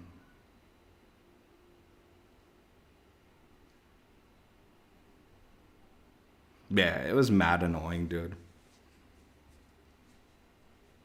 Like, honestly, like, I said this plenty of times, dude. But, like, while that shotgun was going on, like, and people were running around just dropping 100 bombs and all that, right, on shipment and DASAs. I was like, dude, the minute they nerf the shotguns, dude, we're going to lose half of these people. They won't even want to play the game. And I guarantee you, like, half of the people, or 3/4 of the people that were running around with the shotgun, once they nerfed it, they've probably stopped playing this game. Because, like, dude, that was the only way, like, they got this, like, dopamine rush of getting so many multi-kills, so many kills. It was so easy. Like, there's no skill involved. They didn't even need to think, and they were destroying the lobbies, right? Suddenly, they have to, like, actually work for their kills. They're not going to be interested in playing the game. They're too used to, like, having, like, such an OP build that they didn't need to do nothing to, like, get the kills. And, yeah, anyway. It is what it is. I'm glad they're gone.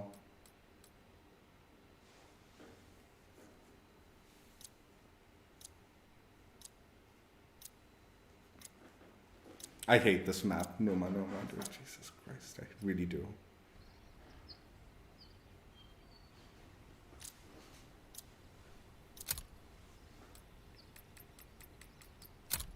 We're going fully auto with the Marksman rifle with the G. What is it? The G43 or whatever. Domination. So not proper Dig in and hold the objective. Marksman Win rifle or gameplay, lose. but That shit's on you, soldier. Capturing Charlie. whoa, that should have killed that person way Dug in faster, at Charlie. and it didn't even kill them. You thought I was dead. This has got to be the funnest gun to I needed use, this, dude. thank you. It just has the sound, the like feel, and everything about it. They're taking It genuinely Baker. is fun to use, and it's good. It is good, actually. Baker is lost.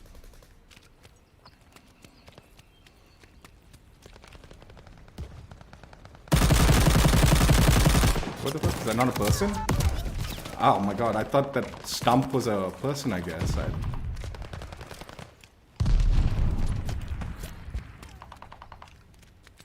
Capturing Abel. Dude, what is going on? Why am I not killing these people?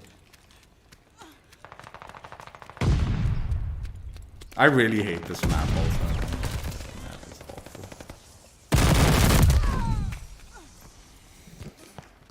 Baker locked down.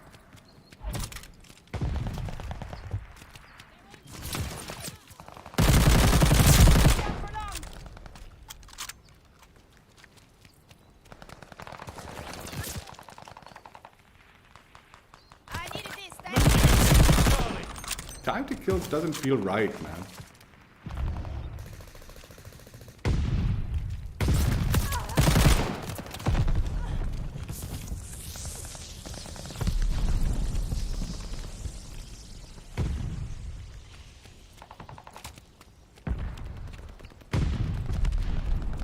Intel, ready for report. I needed this, thank you. Taking Abel.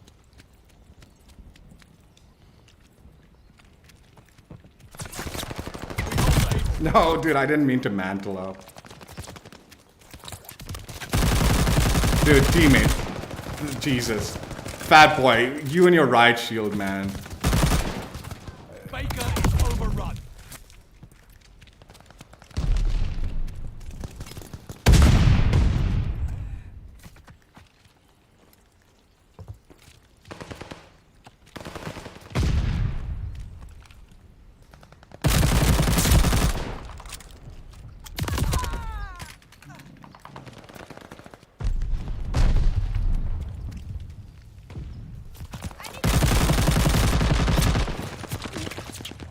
No, I'm stuck.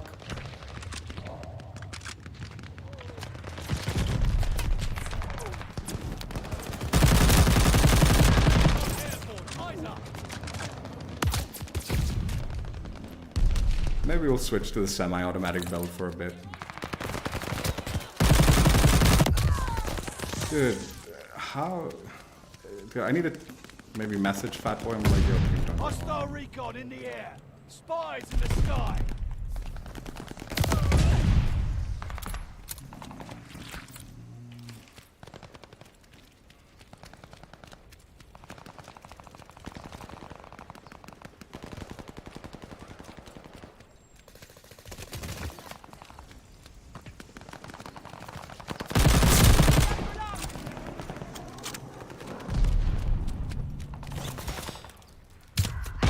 Oh god.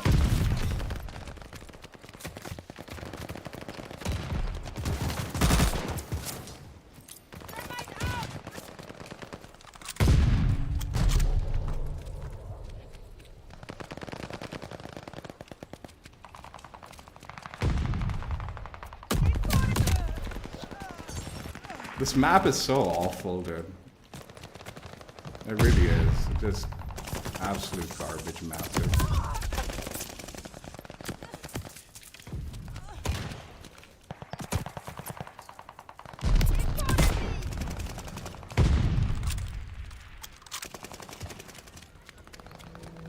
Recon sweeping the sector.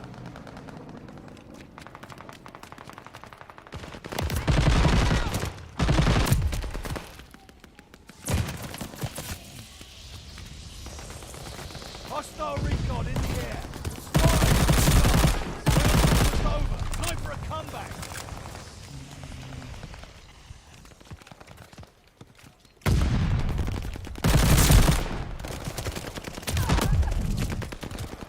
Alright, let's switch to the semi-automatic build. This one. Recon airborne. Eyes up. Hostile dogs in the zone. Oh no.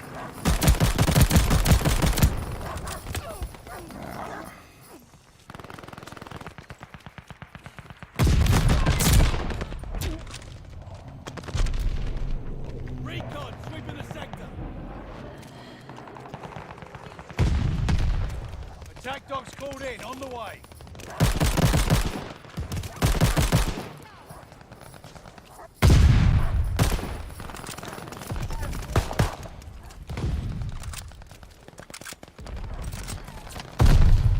Dude, just climb, man. What's wrong with this dude?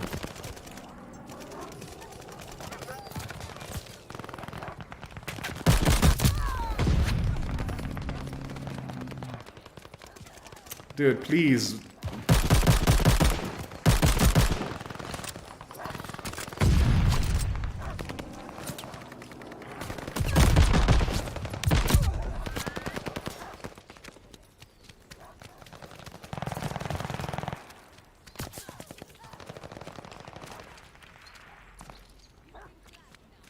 Losing objective able.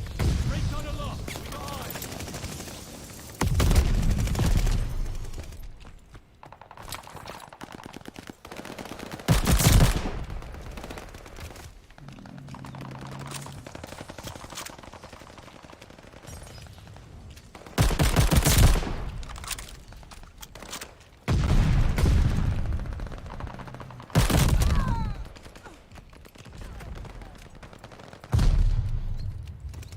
Capturing Baker. Recon sweeping the sector.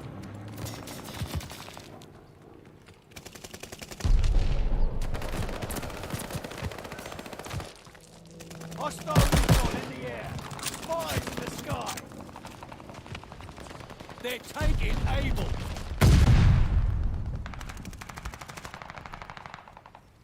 Baker is ours.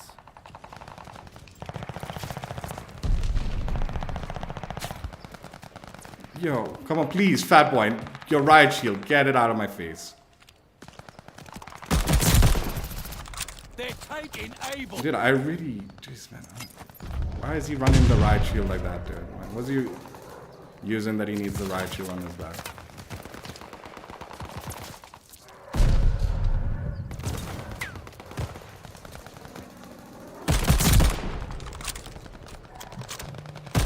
New intel, ready for report. Double kill. Recon aloft. Got eyes.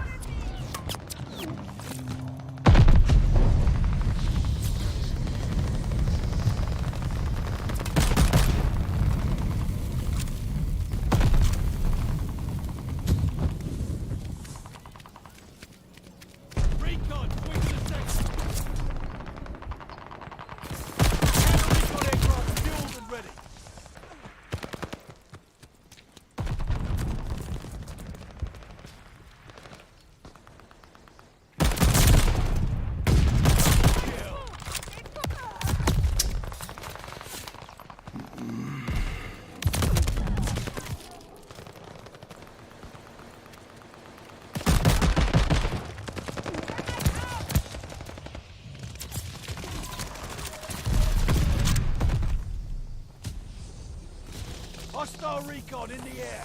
Spies in the sky. Recon aloft. We got eyes.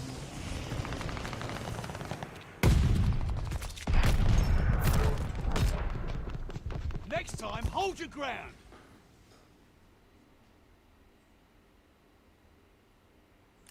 The ammo mods, really, some of them are useless, I feel. Like, the only two ammo mods I use are like the FMJ and lengthened. Those are the only two that I use. Like, I only see value in those two. I know, like, it's annoying dying to like the, what's it called? Incinerary ones or whatever. But otherwise, I don't really see anything that needs nerfing.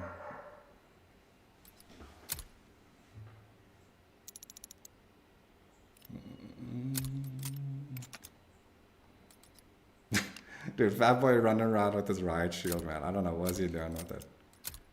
Anyway, it's not a big deal, who cares? So yeah, Marksman rifle. We actually went semi-automatic with this G43. I hate Numa, dude. Honestly, it plays so horribly always, dude. Personally, I actually prefer the fully auto G43, but the semi-automatic's very useful. Like, I think for Numa, where you're stretching out the ranges at times and it's just kind of annoying, semi-automatic was the way to go. I'm actually surprised I was at the 10 round mag. I guess the higher damage, huh? Yeah, that's the only high damage ammo type. That's probably why it was 10 rounds. The only problem, the biggest problem with the G43, in my opinion, is the ammo count. 20 rounds, 10 rounds, it's just too less. I think for fully auto, like a 35, 40 round, 35 minimum would be better. 20 rounds of this higher damage thing would be fine for the semi-automatic. I'm just constantly reloading with this gun, which is what makes it like, which is why I get annoyed with it. But it is a fun gun to use. It is absolutely, like, in my opinion, the funnest gun to use in the game. Fully automatic and even semi-automatic. I really do enjoy semi-automatic guns when they're good. And this one is good that way. As far as the Marksman rifles go in this game, SVT, once you get the right attachments for the SVT, it is a nasty sniper. Like, in my opinion, this is the better sniper rifle for people quickscoping. I keep saying this. I don't know if anyone bothers listening. But you get the right attachments on the SVT, it becomes a really nasty, like, one-shot kill, like, gun. The M1 Grand, I think I had to change my build around when I was doing my Marksman rifle thing, but it is also a really good gun. It is. I think it just excels a little more in the closer medium range and like falls off on longer ranges. And when I say medium, I mean close medium-ish, not the far medium. Medium, close medium, close. And M1 Grand excels on those kind of things. But yeah, generally G43 is probably my favorite marksman rifle, just for the fun factor, and it is quite good. It is quite good. Yeah, let's do it. Sniper, I'm a pretty weak sniper, but we shall try.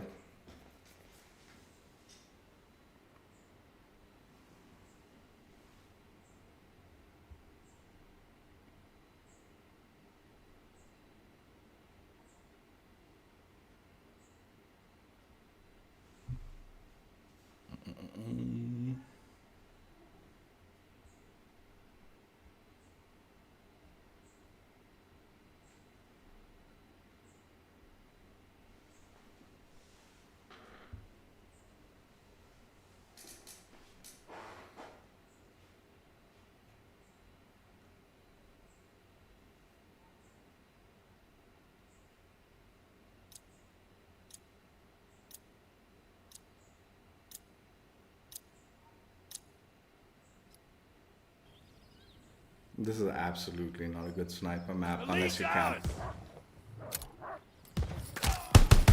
Domination.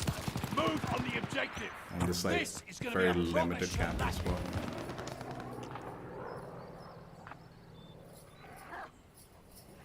Hostile recon in the air. Spies in the sky.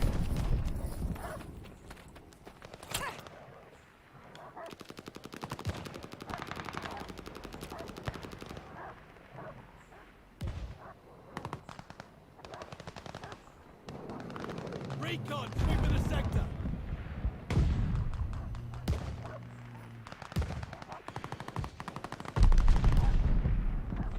We flanked their recon plane.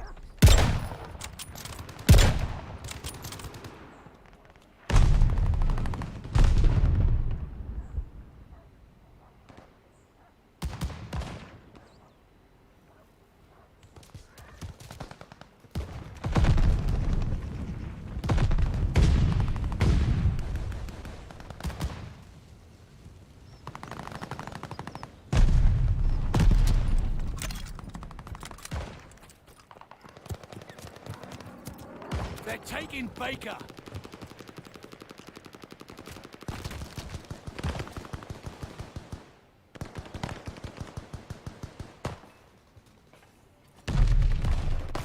Friendly mortar fire coming.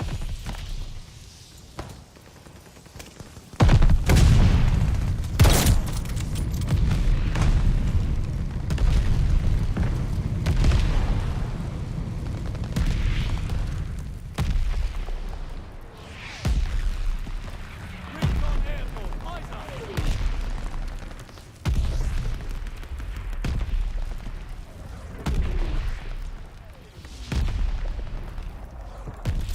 Dude, Hostile what? recon in the air. Spies in the sky.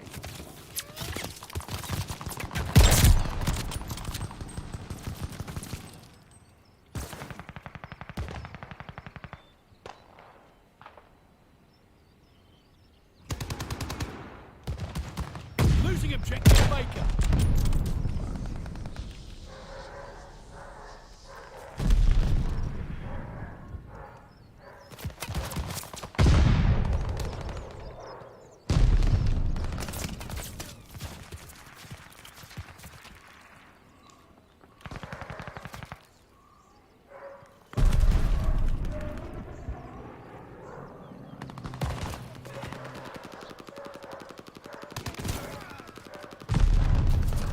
New intel, ready for report. Counter recon aircraft fueled and ready. Double kill.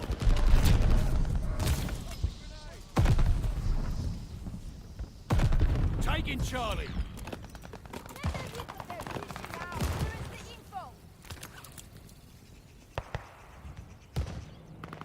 Recon aloft. We got eyes.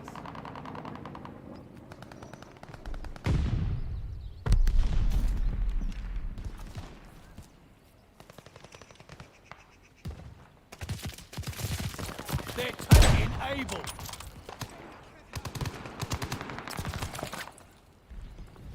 Keep pushing and we might have this. Bloodthirsty. That's it for the intel. Oh my god. Are you fucking kidding me? Get lost, dude.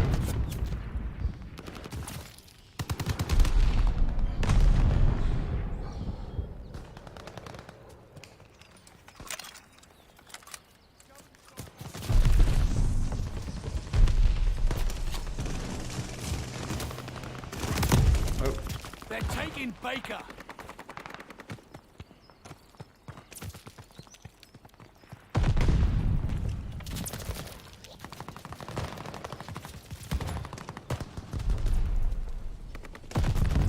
Losing objective Baker. Recon airborne. Eyes up.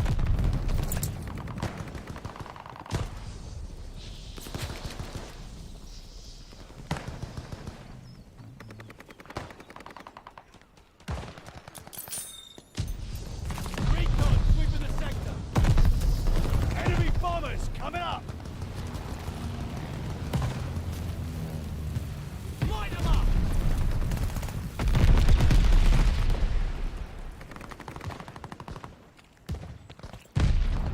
Hostile recon in the air. Spies in the sky.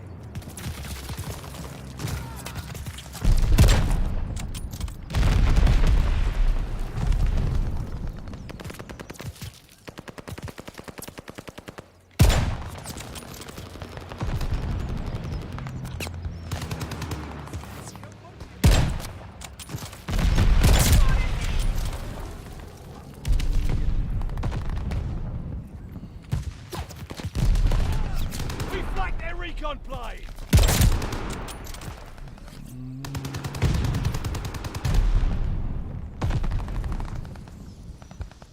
Baker is overrun. Closing with Baker.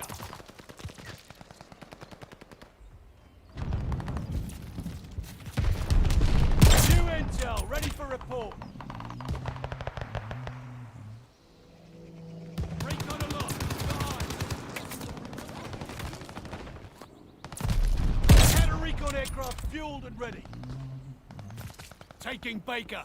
Recon airborne, eyes up.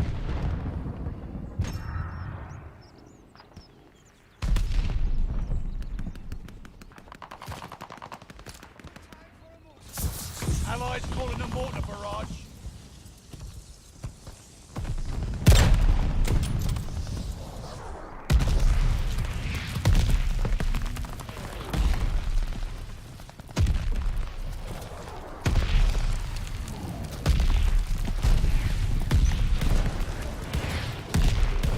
Recon, into the sector.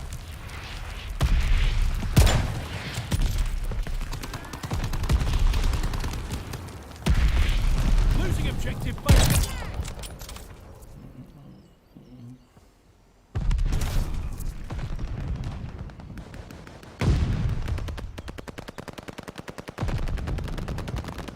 Securing Charlie.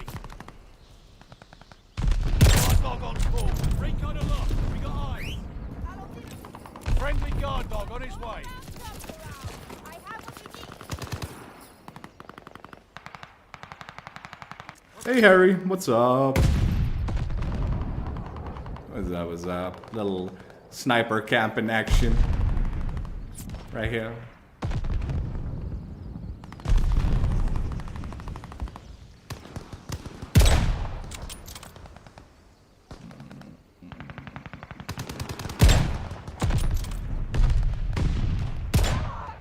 Oh yeah. Almost there. There's no feeling like a win.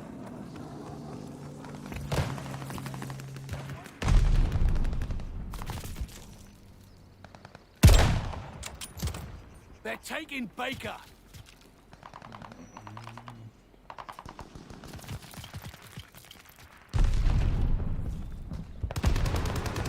Recon airborne, eyes up.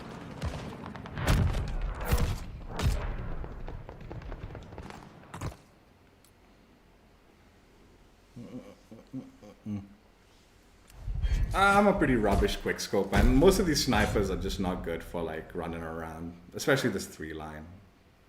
As doing what I needed to do to snipe. Oh my god, this guy like totally like duties on exactly what I was saying. Just running around with it.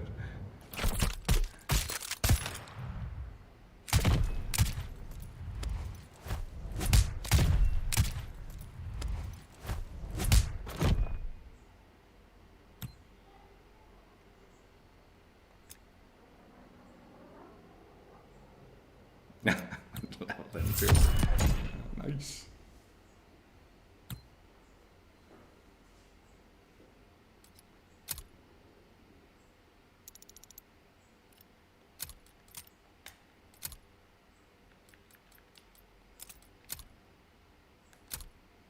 So yeah, sniper rifles, atomic. This is the 3-line, obviously. Yeah, honestly, one thing, like with the sniper class, like the Type 99 had the worst one-shot kill potential, so that was obviously the most painful to like grind out.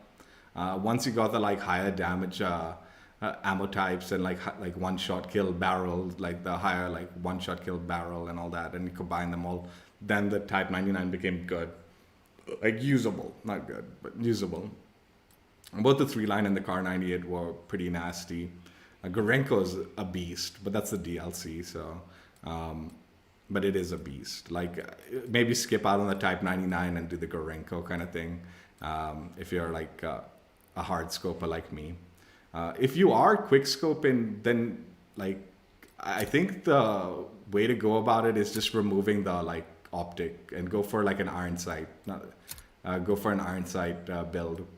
I would probably suggest the Car 98 if you're going for like that kind of gameplay. The Car 98, go iron sights, run around. Pretty much what the guy was doing. Like when I was leveling up the snipers, I did do a lot of DOS house and shipment and stuff like that.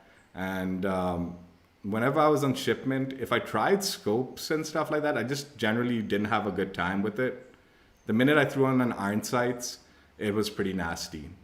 The only like weird thing was when I was actually grinding the Grinko, I found throwing on a scope, even on shipment and stuff, like was better. But that's because you can like aim anywhere in the body and you shoot them and they're dead kind of thing, right? I just didn't care for the iron sights having like that bulkiness. But when you need a tad bit more precision with your one-shot kill potential, then iron sights is good enough. Like, and it does work out so you can move around and get those quick snipes and stuff like that. I'm gonna say it again. The one thing I'm super proud of, with the what's up, Hellfire? Welcome back. How are ya? One thing I'm really proud of with this the grind for the sniper rifle was the 3-line Bloodthirsties. So this used to be a Bloodthirsty challenge, right? The Reptilian, but it was buggy, and you basically needed to get 100 Bloodthirsties to complete the 3-line. And then like they updated it later on to just prone kills, like 100 prone kills, which is not, there is no Bloodthirsty challenge for the 3-line because they updated it. And it was just something like, I guess they were too lazy to fix the Bloodthirsties to make it 30. But I actually had a pretty good idea that they were going to fix, like either fix it or basically change the challenge and all. So I knew they were going to do something about it, but I decided to go out of my way, and I actually got the full 100 Bloodthirsties with the 3-line to complete this challenge. So I actually did the 100 Bloodthirsties for this gun. I was just enjoying, like, at the time, a lot of people were calling in like the dead drop stuff and having dogs running around and all, and just all sorts of issues with the game. So just standing and camping and sniping was somewhat actually really enjoyable. And yeah, I was actually enjoying the sniping gameplay in the end, like while I was doing the grind. So I just went for it and did the 100 Bloodthirsties for this gun. Pretty proud of it because usually I'm a pretty shit sniper. So going for that kind of challenge is pretty daunting for someone who's not good at sniping. But like I said, I was enjoying it in this game. So I was like, I just went for it and completed it before they changed the challenge. I don't really care that they changed it. Like, it was kind of obnoxious asking for 100 Bloodthirsties. And I know a lot of people were doing it the cheeseball method. They would run with like a primary weapon, like a shotgun or something, get 4 kills, and then switch to the 3-line to get their Bloodthirsty, like the 5th kill. I did proper Bloodthirsties with this bad boy. It's pretty nasty. Oh yeah, it's always annoying when that happens, man. Hellfire. Yeah, I know how that feels, man. Now, the funny thing with the LM, not funny thing, the nice thing about the snipers in this game is, like, for the most part, not, like I said, the Type 99 is kind of an anomaly where the gun's pretty awful. But for the most part, a lot of these attachments are going to still give you a decent one-shot kill potential. I still try to avoid the lower, like, calibers and, I keep the large one-shot kill potential barrels and on equipped and all that. But it's nice like knowing that like it's possible that you can vary the build a little bit with the snipers, and it still have a decent one-shot kill potential. The problem with the Cold War snipers was like there was a very specific build. You needed there was one attachment. I think it was one of the barrels for all the snipers. If you didn't use that, like it was the larger one-hit kill potential barrel or whatever, right? And if you didn't use that barrel, the snipers were like a pain in the butt to use because they had a really bad one-shot kill potential. But as long as you was using the correct barrel, the snipers were good. But that made the snipers incredibly limiting. because like if you weren't using that barrel, you are shooting yourself in the foot trying to run around with the sniper. Whereas in this game, I feel like there is more variation that can be had with the build of the snipers, and you'll still have a decent one-shot kill potential. I still like to maximize my one-shot kill potential just because I'm not a good sniper. So if I'm shooting someone, I want to be able to kill them, like, and not have to like worry about like, oh no, I need to just only get upper body or just upper body headshot. That's it, you know. Again, the Type 99's kind of the exception to the like sniper rule here, because it is kind of a weak gun. So you do need to have those added damage boosting attachments to make sure it's getting those one-shot kill potential, like is in like a reasonable state. But like, yeah, the 3-line, the Gorenko for sure. You can put anything on the Gorenko and you'll still pretty much get like a one-shot kill with it. It's pretty nasty. Again, Gorenko is what's it called? DLC gun. We'll be covering that in a Master of Masteries later.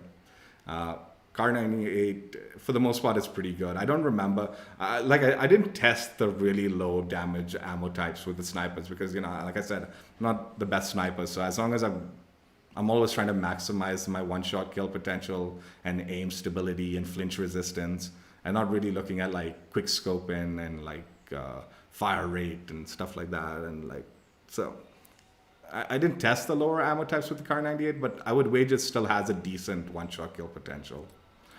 Even with a weaker ammo type. Yeah, that's the one thing I appreciated about the snipers in this game. Like, there is a little more variety to the build potential than, you know, otherwise. All right, so now we're going to be just running around with the pistol and the melee weapon. So gameplay is going to be rough, but, you know, whatever. We'll run around with it.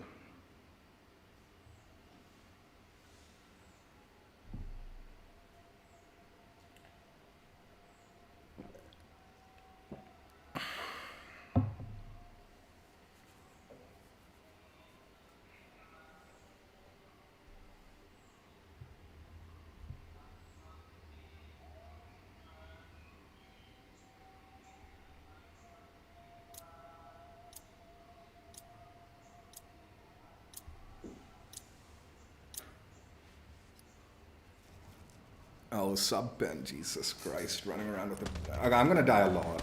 Let's be realistic. But... Domination. Move out and by the way, a riot shield. We're definitely not doing gameplay specifically for the riot shield. But there it is. Charlie.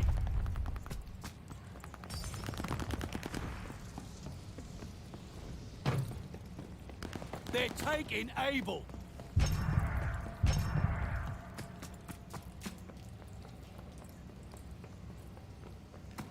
Able is lost.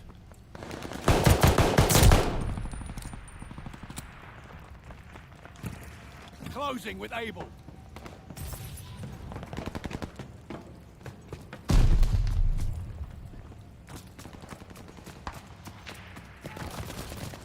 We have total domination. Hold the line. We took the advantage. Losing objective Able. Thank you.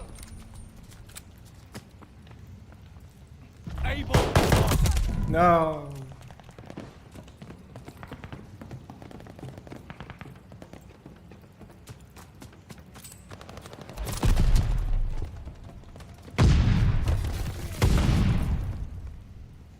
Securing Charlie.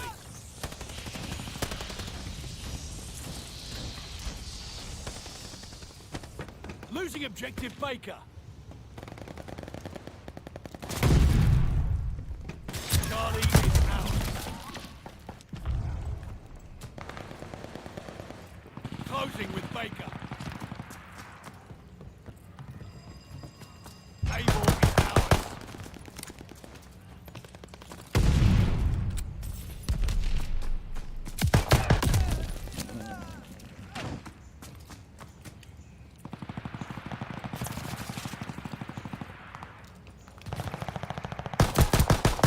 No way, what? No. Losing objective Charlie. We're in the lead.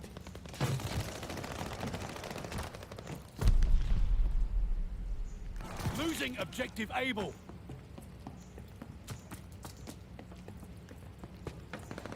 Able is lost. Merci beaucoup.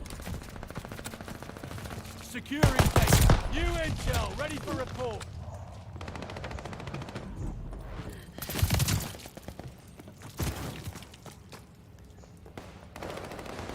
Enemy has bombers on the way. We're dug in at Baker.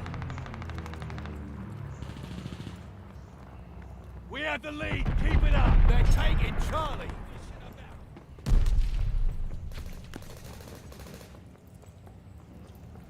Charlie is overrun.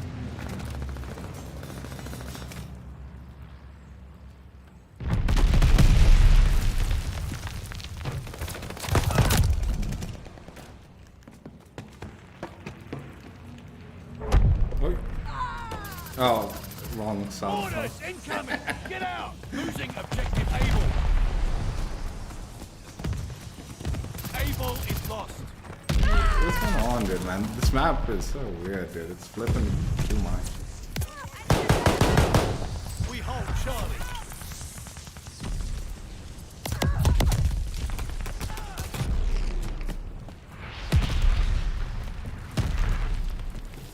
Looking good for us. Don't let up.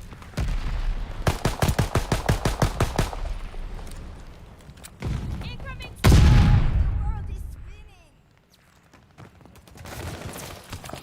Losing objective Charlie. Charlie is lost.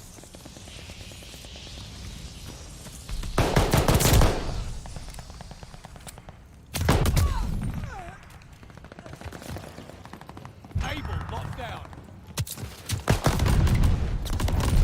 Jeez.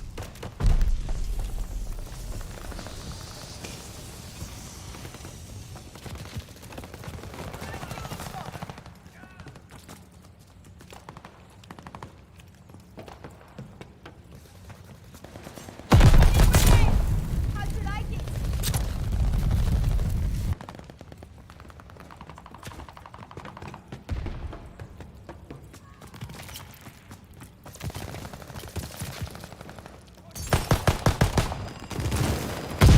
Stun grenade. Yeah.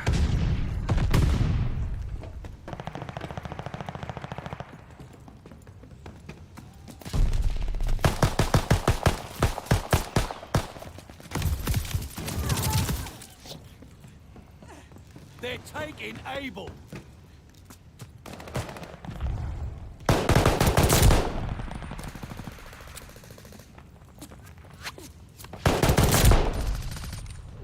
Capturing Charlie. New intel ready for report. Please, thank you.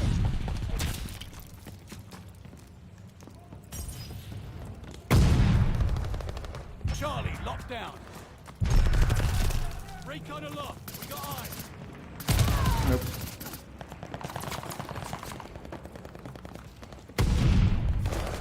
Losing objective Baker. Charlie is lost.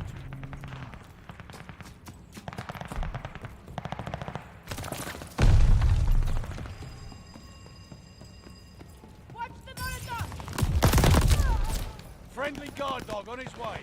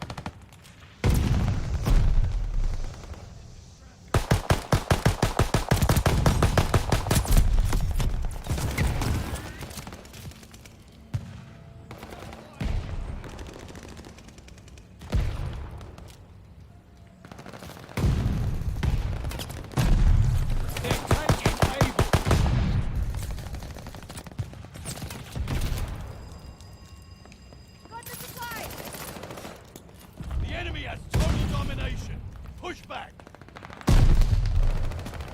Taking Charlie.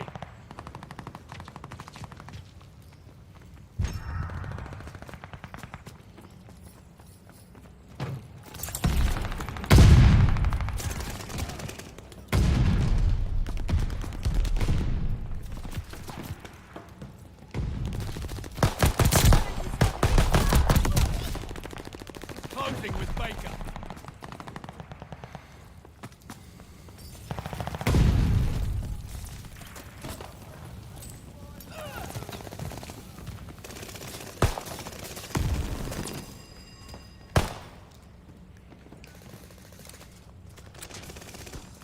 Securing Baker. We hold Baker. Hostile recon in the air. Spies in the sky.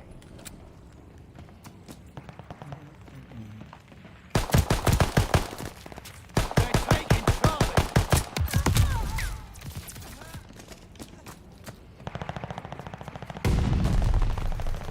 The lead's ours. Hold on to it. Charlie is lost. Shit.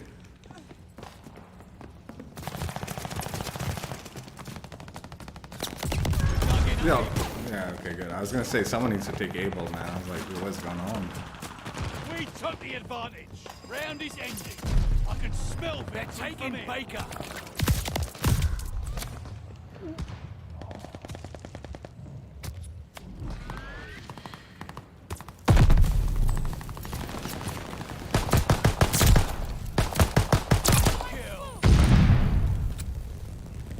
Stun grenade out!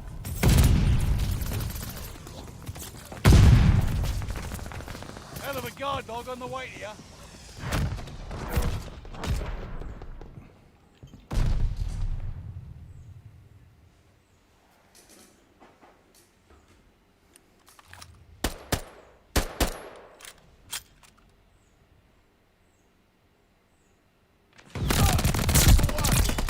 I don't quit.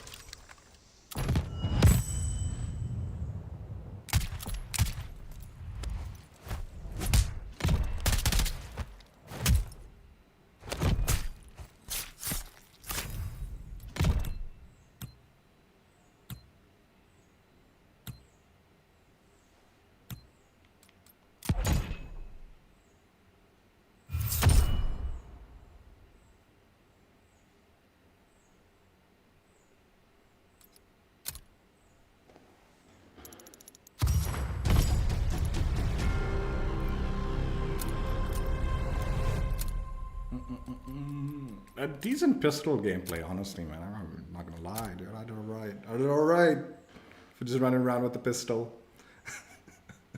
I forgot to put fully loaded on it, so this was legitimately like my pistol class that I use as my secondary with the quick and all that. Which I did notice it, so it's fine. It's good. I didn't notice not having fully loaded. I died before it mattered, or I got scavenger packs when I needed it. Yeah, generally the pistols were like...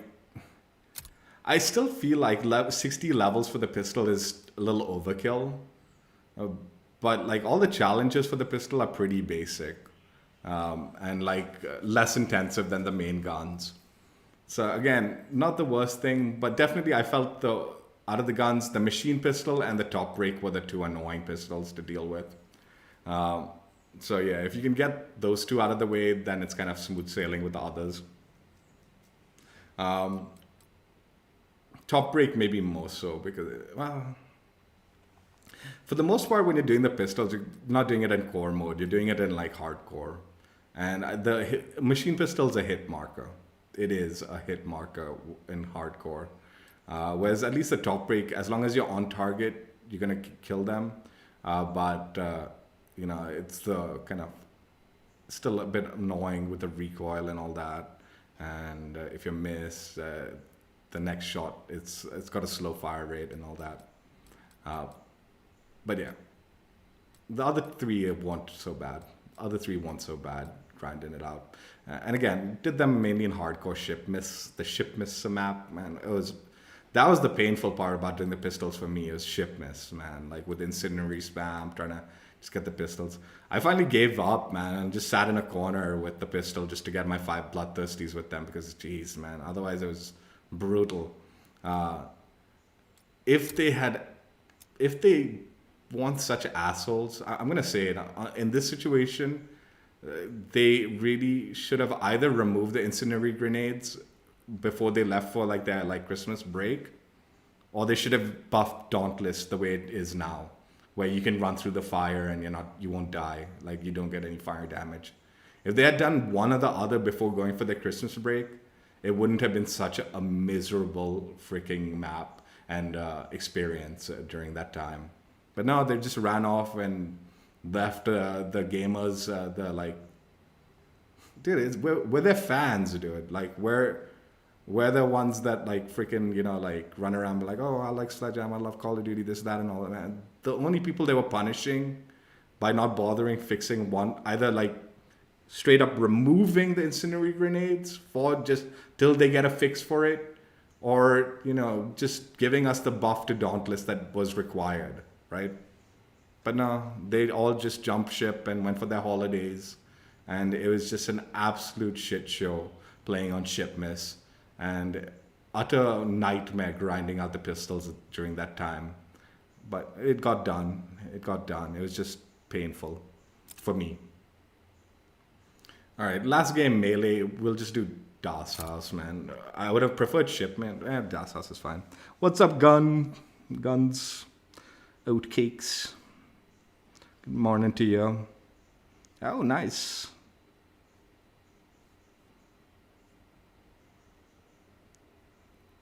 Okay. You do know you can shoot down like 2 streaks and then kill 1 dog with the Panzerfaust and it counts. Like you shoot 2 down with your like main gun, like with whatever gun you have, like aerial streaks, like a UAV or a counter UAV.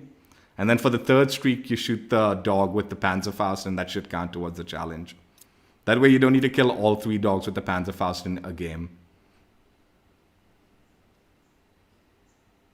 Yeah, I should have stopped it, man. I should have stopped playing when they started doing that nonsense. But I just kept on going. I just wanted to get the grind over with. Honestly, I was like, I'm just going to get the grind over with. I don't know why I got Scavenger, man. I don't need Scavenger for this. Let's do...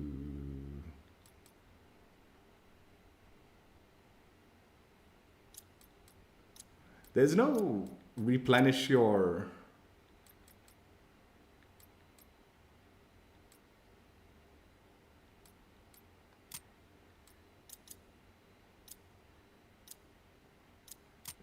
Oh. There's no replenish your throwing knives, huh? In this game. Nothing to replenish unless you...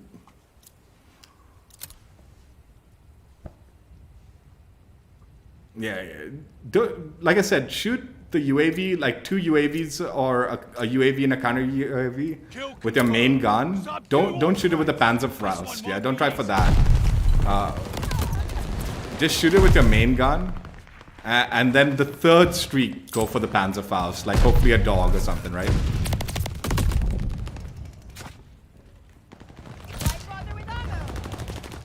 Double kill.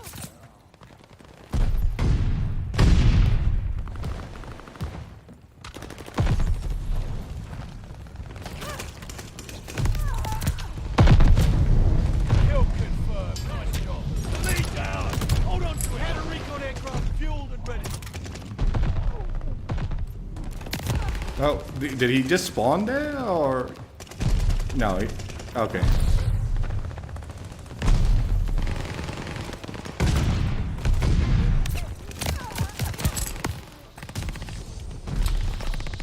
Double kill. New intel, ready for report. Counter recon aircraft fueled and ready. Out of my way. Throwing a stunner!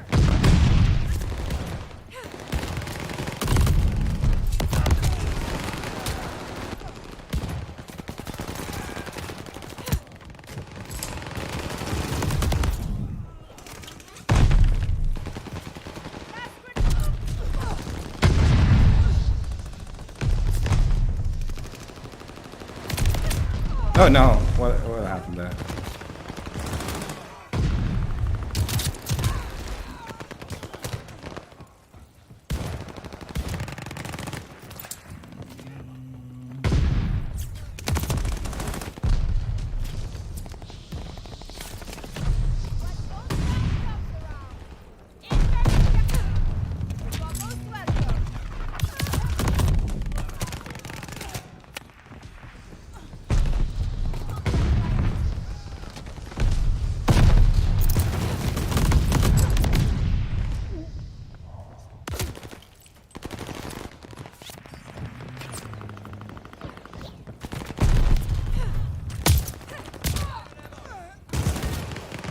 We're falling behind!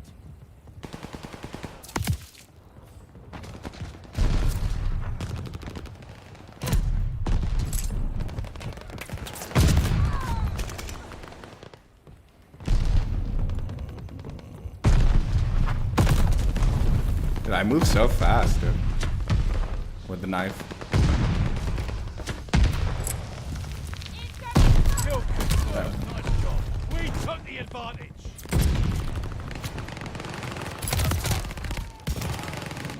They're driving us back. Hostile firebombs incoming.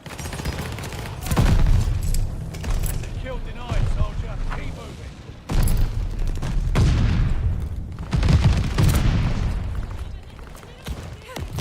No, come on.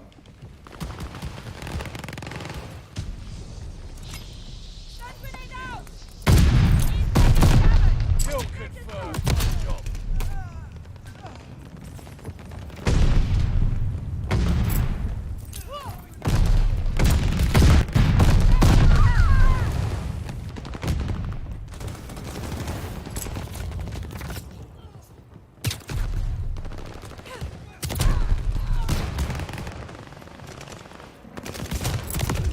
Cover your heads! Enemy bombers! What a ludicrous display, people! Dude, what? Hostile recon in the air. Spies in the sky. Watch your heads, shells falling.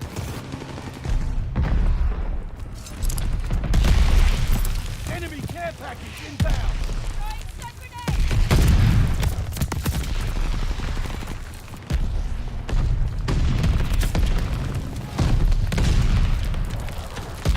Oh, come on. Hostile recon in the air. Spies in the sky.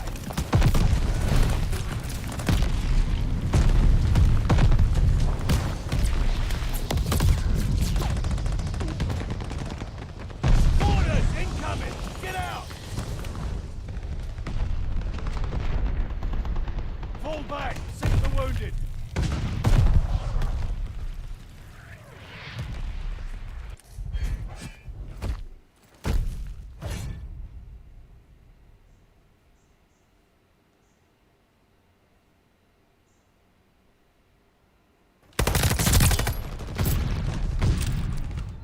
I put down a cipher. Let's drop down.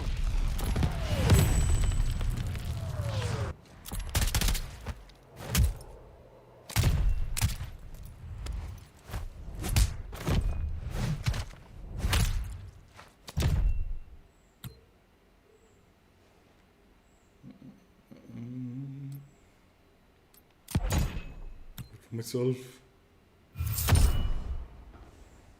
Oh, I'm 777.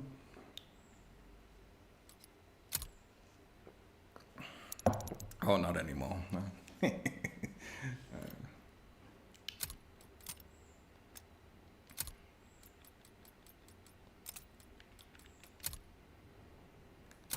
So yeah, melee, weapon, atomic. It was only the knife and the combat shield when I did it. And like I was saying earlier in the stream, like the issue with this one was the stun challenge. Like it was bugged out, so you had to stun yourself and then get the kill quickly. With the knife, that wasn't a big deal. That was not too bad. But with the combat shield, it was so painful. People later on figured out good spots and all in DOS House to do that challenge. But like when I was doing it, I didn't know any good spots and all. It was just a pain in the butt. Now significantly chiller. You just need to stun the enemies. Although they did nerf the stuns, so like now the stuns don't last quite as long. Could be quite annoying, you know, like that. But I would presume in shipment and all that's probably still doable. The little preview of the riot shield. The riot shield also counts towards the melee weapons. And similar challenges for it too.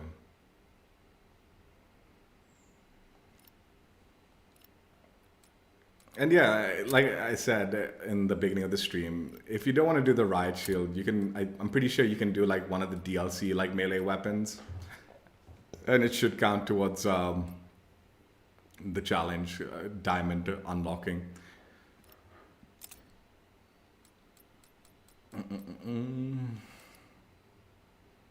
So yeah, Atomic Stream officially completed.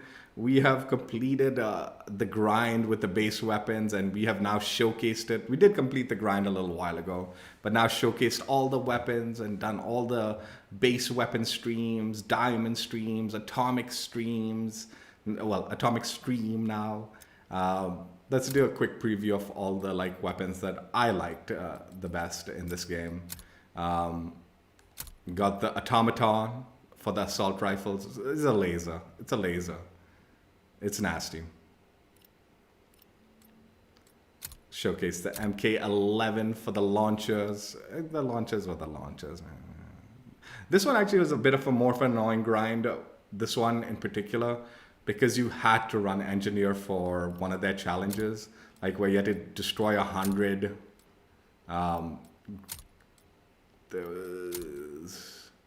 Yeah, this one, where you had to destroy the 100 equipment or field upgrades, right?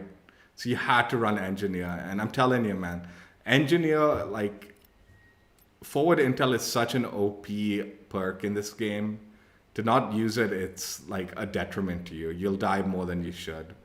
If you have forward intel on and you know how to read the maps and all, you'll at least like know where the enemies are flipping and spawning, because the spawns are so bad in this game. So having to like use engineer for the launches is what made the grind for the launches particularly annoying. As far as firing, like these two, the Panzer Strike and the bazooka, I was a little worried because there's no lock on like for the launchers in this game, and I was like worried. I was like, oh no, without any lock on, it's gonna be tough, right? But no, once you get the like positioning down with the launchers, it's really easy to shoot the UAVs down and all for the challenges. This Panzerfaust, the 3-streak one, right? Gun, I don't know if you're still there. I'm guessing you've left already, but it's sounding like they're gonna bring tanks and stuff like that, and potentially a ground war mode to Vanguard next season. It might make this Panzerfaust challenge a lot easier to do that season if you just want to wait up and see if like what is available like to destroy ground streak wise and all that, and if that'll count towards a 3-streak challenge and all. But yeah, maybe next season the Panzerfaust will become even easier with the new game mode or whatever this tank kind of tease that is going on right now for the new season. Who knows? Type 100 SMG, dude, it is a beast of an SMG, dude, especially when it's built right. No joke, with the precision barrel, it was awful. Like, it was awful with that headshot damaging boost thing. And I was like, dude, how is this so bad, right? And I was looking up Exclusive Aces video on the Type 100 yesterday night because I just wanted to know the stats for that barrel. And apparently this makes it, that barrel literally makes it a 7-shot like kill at medium and longer ranges. And then there was all these other attachments with that blueprint that reduce the damage range and increase the recoil. It was so bad, dude. But with the right build, the Type 100 is a beast. It is an absolute beast. And yeah, SMG class also like both the assault rifle and SMG class were like actually fun to like grind out. Even the weaker weapons weren't awful. It was annoying, but wasn't awful. But yeah, the bulk of the guns in the class were like just fun to grind out. Light machine gun, DP27 for me. Yeah, dude, again, I really can't dog the weapons in this game, dude. They're all pretty decent and fun to use. Again, I've said this in this whole stream. There's those one odd guns in the weapon class that are pretty bad, right? But the bulk of the guns are good and fun to use. And when you get the right build for it, all the guns are pretty OP, right? For the most part. Not all, most of them. I still think the Owen gun doesn't have a decent build, honestly. But even the Type 11 in the LMG class, if you build it right, it's usable and good. It's fun. Yeah, it's just like the grind was more frustrating because of the game issues. Like I said, the dead drop exploit that was going on in the preseason, the incendiary spam that was going on in the first season, early first season, the aim assist issues, all sorts of other things that just caused more headache than need be. But the actual grind for the guns, yeah, very long, very dragged out. It was extremely long and unnecessarily long and grindy, but overall not hard. And in some cases, kind of fun also. So a little bit of both, I guess. Combat shotgun, they nerfed the hell out of this, dude. They really did. At least I'm going to have to change my shotgun build, because this is not an efficient build anymore for the shotgun. And yeah, I mean, I already switched up packed powder, which helped a little bit, as opposed to buck and slug. But I think I need to switch this to fully choked. I think that one needs to go swapped out. And I don't know if sawed-off shotgun probably can stay, but maybe needs to be swapped also. I honestly don't know what the OP build for the shotguns are anymore. But yeah, they definitely nerfed it. And thank God they did. It was an awful experience. That was another thing, right? Getting killed by the shotgun spam. Jeez. That's what made the grind brutal. G43 Marksman rifle. This is the fully auto build. Dude, hella fun gun. Honestly, the gameplay, it was a little on the rough side for me with the G43. Again, Numa, no surprise, man. When I'm like, the minute I saw Numa, I'm like, oh no, this is gonna be painful. And strangely enough, like I felt when I was using it fully auto in Numa, I wasn't getting as fast a time to kill as I should have been. Like something was going on where the time to kill was a little off. The minute I switched to semi-automatic on Numa, then the gun felt like in a good place. But this does have a really good time to kill. Just for some reason during the gameplay, it wasn't working out as well as I thought it would. And yeah, if you want to see this fully auto, I mean the semi-automatic build, that's the semi-automatic build that I went with. Also hella fun to use, really fun to use, and very, very usable. And with the Marksman rifles, dude, it's a fun class. It's another fun class, dude. I feel like I didn't do it justice in this gameplay because, again, I said Numa, right? So we all know why that map's terrible. But the SVT, man, it's a brutal one-shot kill gun. Very, bit on the higher risk, because you need to hit your shots. But, man, it's nasty when you do. M1 Grand, good for close range and slightly medium range-ish. Also pretty fun to use. Awesome sounds, with the emptying of the clip and all that. This is a fun class, man. It really is a fun class to use and grind out. Sniper rifles, 3-line. I actually grinded it out and did the 100 bloodthirsties with the 3-line. Might be why I took 10 days to complete the atomic grind as opposed to 6-7 days. But it was fine, man. I was enjoying myself. I did do things that, like I said, I grinded out the game in multiplayer. I didn't do the zombie grind. I didn't have so many double XP tokens for this game. So I did, when there was double XP, I took advantage of it when I could.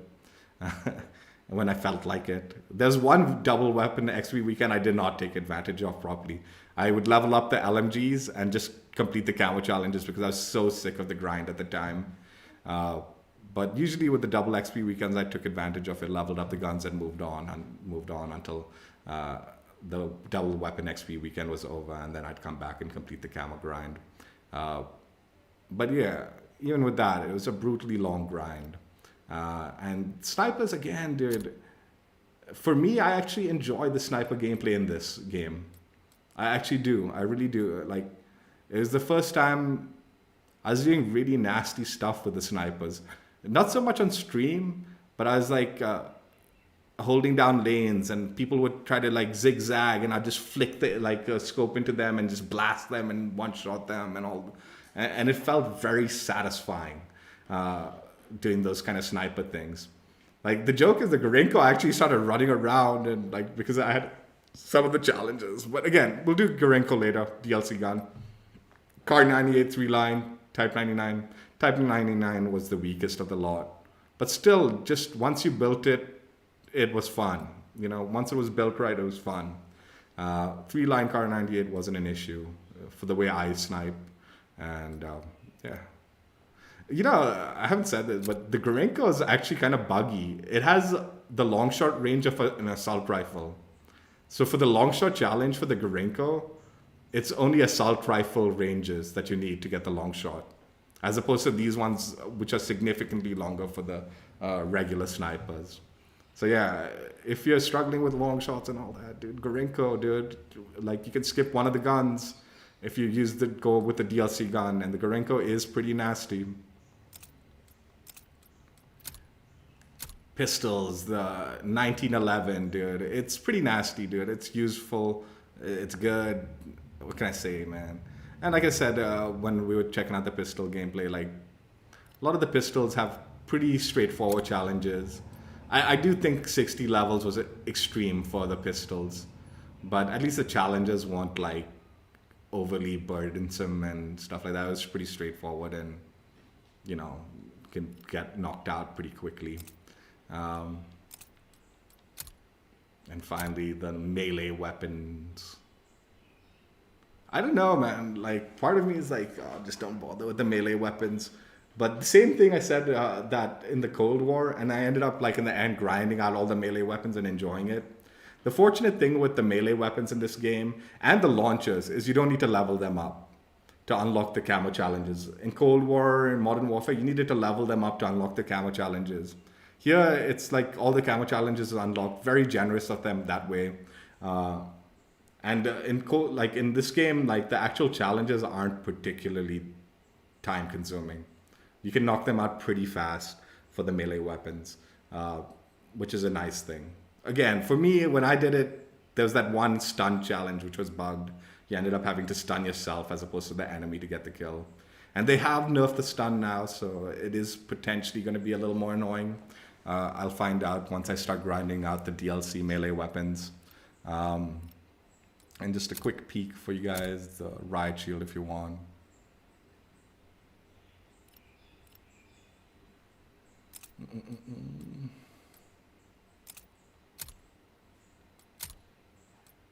So now that I've completed this, I still think the G43 is my favorite gun.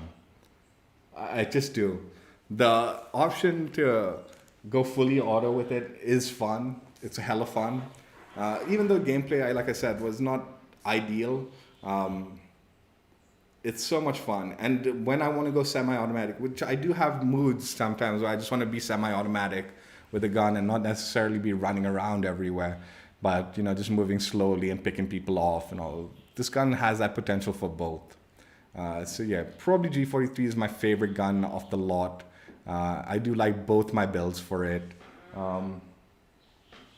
But yeah, that doesn't change the fact that I love the Type 100 and I like the Automaton and the DP27 is pretty nasty.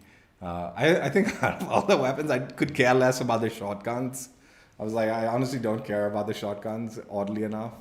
I just didn't respect people who were running the shotguns. With the sniper rifles, if I was actually going for that gameplay, like the quick scoping gameplay, I've said this, I'd probably go with the SVT over the snipers. So as much as I'd like to say I did enjoy the sniping gameplay, after like unlocking the SVT and like unlocking the certain attachments that made it pretty nasty, I would have to say the SVT would be like my go-to gun. Obviously, that is the Marksman rifle. So whenever I'm doing like my streams where I'm checking out maps and all, I'll use a traditional sniper. And I don't actually ever go for sniping gameplay because I'm not a sniper. So I don't see myself actually using the SVT all that much. But yeah, I would say that. And pistols are pistols and melee weapons are melee weapons, right? And launchers are launchers.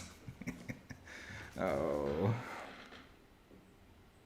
What's up, Harry? What's up?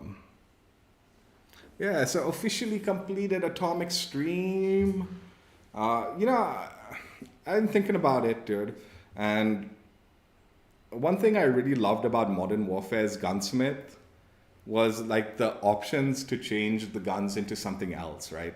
You can make the AK-47 into the AK-74U, or even maybe switch it up to an LMG. I think it's the RPD. No, I don't know what the AK-47 LMG is, but you can convert it into an LMG also, which was really cool about Modern Warfare. And then Cold War did the Gunsmith, but realistically, Cold War's Gunsmith was kind of limited. There was very specific attachments that you needed to go with to make the guns good. And if you were going off like meta, like it wasn't ideal. And in fact, often not at all usable, like in many cases, right? Like it would be so bad. In this game, I don't know if you can necessarily build an AK into an AK-74U or something like that, right? You can't, like, obviously there is no AK, but like, I don't know if there's that kind of extreme where like you're actually building a different gun that's real, right? In the real world. I don't know if that's possible because a lot of these attachments in this game are kind of didn't exist during the World War II or even shortly after World War II, right? But what is cool about the Gunsmith in this game is there's so much variety. There is really, really a lot of variety. So to deny the fact that like everyone's build is going to be a little unique. Like even though I'm showcasing my build and I'm like, this is my build and I liked it, it's really good and all, it doesn't necessarily mean that's a good build. I might have made mistakes. There might be better attachments. There might be attachments that benefit the way you play the game that you need to adjust in the build. Or it could be a totally different build for the gun that is beneficial to the way you play, right? Or a totally different build for a different map. Like certain maps benefit from longer range builds. Other maps benefit from quick sprint to fire and aim down sight, like, you know, close range combat, medium range. And then there's a balance, and then there's an imbalance, and all sorts of craziness that you can do with the guns. And as grindy as the game is, it is special. The Gunsmith in this game is special, in my opinion, that way, where there is actually quite a lot of variety to be had. And not everything is unusable. There are definitely attachments that would absolutely make your gun horrible. There is. Like the precision barrel and the Type 100. But there are attachments that are OP in their own ways, you know, and like I said, might fit your style of gameplay significantly better. And that's the beauty of this Gunsmith in Vanguard, dude. And I've really come to appreciate it. And even though, like, for me, a lot of my builds are very similar, like low recoil, this, that, and good velocity and higher damage and stuff like that, right? I can definitely see building other builds and having fun with them and still doing okay with them. Again, like I said, there are definitely attachments that will hinder your gun. Like, it's not a good attachment, right? But there are good ones too, man. And variations of them that do other things that make the gun OP in different ways. And yeah, I do recommend experimenting around with the builds and trying out different things to see what you like. Because I'm sure, like, if people, this is the thing about this game that I feel like people don't realize, and like because of so many of its other issues, it's kind of like killed this game, right? Where like people don't realize the potential this game had. And if you experiment with the gunsmith and just see the variation that it has, dude, you will instantly see the potential this game has, of just being ridiculous, like fun, you know, and different. You can legit. I would wager you could potentially create a new class, weapon class, for the whole every one day of every year. Have a totally different build. With all the different weapons. Yeah, I probably need to include the DLC weapons as they come. But I would wager you could potentially make different builds for every day of the year and have a totally different experience from those builds every time you change them up with the different guns and all that. It's like that in depth. And there's a beauty to that. I genuinely hope they do something to like fix the game in whatever ways they can, and hopefully that brings back the crowd and stuff like that, because I do want to enjoy this game. And you know, as miserable as the preseason and the first season have been, which it was miserable, right? Hopefully the game gets better. The same thing happened in Cold War. Cold War was miserable. It was kind of a pretty bad state in the first seasons, like preseason and first season. And by the end of Cold War, like, for me, it's on par with Modern Warfare. Like, by the end of these games' lives, man, they get to a good state. And I'm really hoping Vanguard gets there too. I do hope so. Like, the sad thing is, the older the game gets, the less crowd it is, and, you know, potential less people to play, higher ping and all. And you have those kind of issues. And with Cold War, there was like the hacker issues. And same with Modern Warfare. Hacker issues became like an issue near the end of the game's life and all. They need to make sure that stuff doesn't happen. You know, like the hacker issue doesn't happen.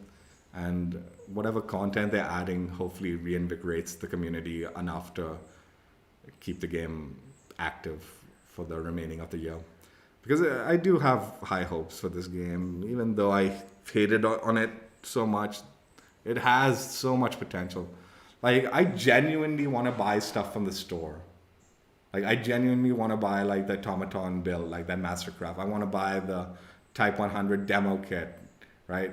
I want to buy those COD Point bundles and stuff like that. I do want to spend money on this game and have fun with it and stuff like that. It's just like, please fix the game first, and then, you know, then I'll be down, kind of thing.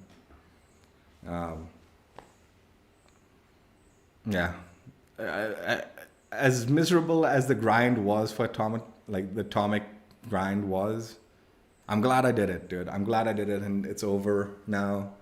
And I'm hoping there's more content to showcase this game on stream.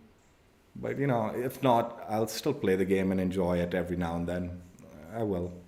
I'll make sure I'm not stressing myself out with some nonsense and having fun. The grind's over, so the stress levels are definitely lower, and like, you know, not quite in the freaking, you know, dude, sometimes like I'd be so stressed. I'm like, I need to get this grind over with, so I'll end up grinding like all day long and all. That's over with at least.